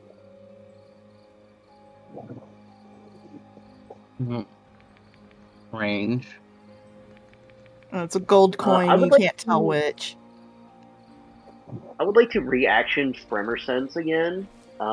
Perception check for invisible creatures within 60 feet. Well, we're underground at the moment, so I don't think you'll sense anything. None Well, stand. Tremor Sense triggers when anything's touching the ground, and they can be invisible or not. It's kind of like a sonar ping. It pings the location of the last place something moved. Yep, none trigger to you. Okay. It is just I mean, it those that triggers are, the usual folks I do see, but Yep. nothing you unknown do to my eye. you do feel the vibrations from above, but you can assume that that's just people in the guardhouse. Okay. The other guards coming in and out. Basically, numbers seem to match up with what you saw as we were heading down. Yep. Okay. But I don't feel the tiptoe footsteps of someone trying to sneak around at the edges. No. So, all right. Just making sure. But as you're feeling stuff out, Captain Venn speaks up and goes, "This happened in my jail. So either I have a traitor, a ghost, or someone with enough reach to make it look like both. Either way, Right now, possibly going to I need just your am help." assassin over. This definitely feels more assassination attempt rather than traitor. Then again, traitorist, assassin. I don't know. Either Agreed. way, I'm going to possibly need your help. Do you want it to be an official contract or just us? Well, either way, you are involved.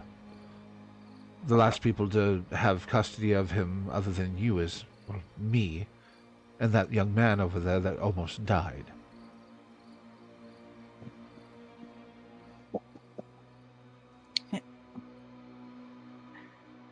And we don't know hardly anything more than what we told you, so we'd have to backtrace to where the ambush happened to know more. If you want us to do it, either way, I'm up for it. Either official guild contract or on our own.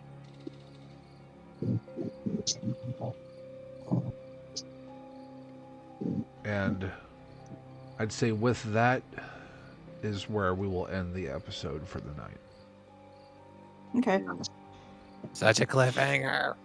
So, It's not that much of a cliffhanger. It'd just be discussing whether or not this is an official guild contract, doing Talking about the investigation whole- services, I mean, the whole suspense of what versus doing it happened. specifically for the captain. yep. So, Meant for the whole those that are suspense of what happened. for those that are watching the VOD, thank you for watching. Be sure to like, follow, subscribe, join our Discord, Arkansas Tabletop Plus, and come interact with us and be a part of the community. We're trying to build a community of tabletop gamers, role players, just everybody to have fun. So, until next time, again, thank you for watching, and keep adventuring, my friends. Bye. Bye. Stay safe, Bye. everyone. Bye-bye. Yep, tomorrow's stream's gonna be me and Arcus playing Valheim. I really want to play that game. I don't even think I own that game. It looks like a really cool, fun game. I just haven't had the chance to play it. It's And a I've lot seen of it for fun. years. Actually, wait, do I own it? I don't remember. I'll have to look at my Steam library. There are so many games I want to get. Who knows? Maybe we can triple stream. Quadruple. I don't know if you'd be able to do Wednesdays or Thursdays, but honestly, if you wanted to do, if you had time on Sunday, you could you could play with Probably me. not. Probably not because I work Sundays. Ah, And I won't well, be I back till usually stream 12 like time, or midnight my time. 10 to 2 your time. I go pass out now. Yeah, Bye. go That's pass fair, out. that's fair. Good night, Grace. So, take it easy, y'all. Yeah. Yeah.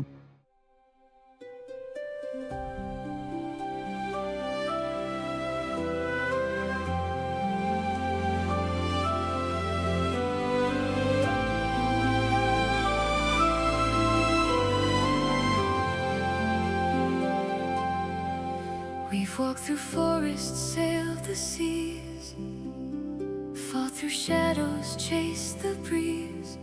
Together we've written a tale so bold of courage, heart, and treasure untold. Through every trial, through storm and flame, we found the light, we made our name.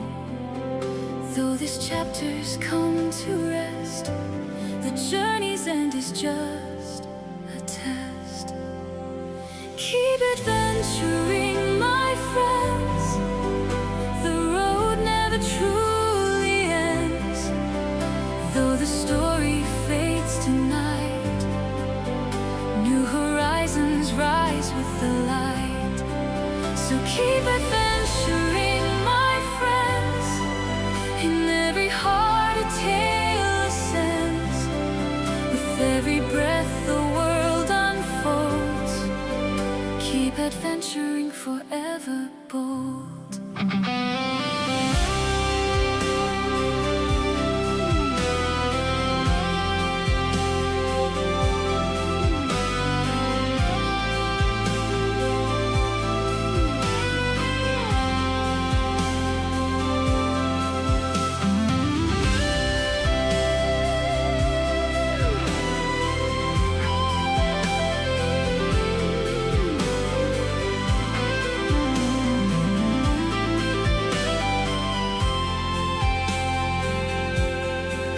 We built our legends stone by stone, but no one travels this path alone.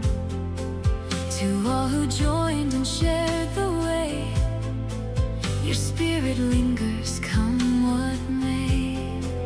Beyond the pages, beyond the song, our bond endures forever strong. Though the book may close its cover, the spirit of the quest never over. Keep adventuring, my friends. The road never truly ends. Though the story fades tonight, new horizons rise with the light. So keep adventuring, my friends. In every heart a tale ascends. With every breath the world unfolds. Keep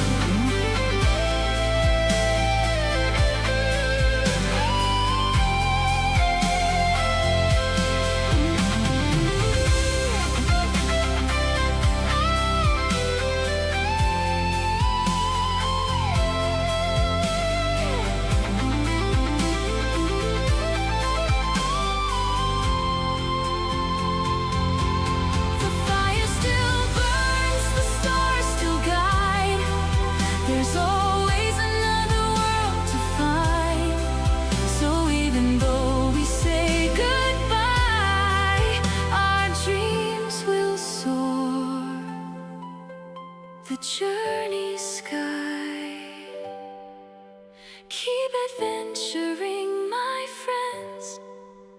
The road never truly ends. Though the story fades tonight, new horizons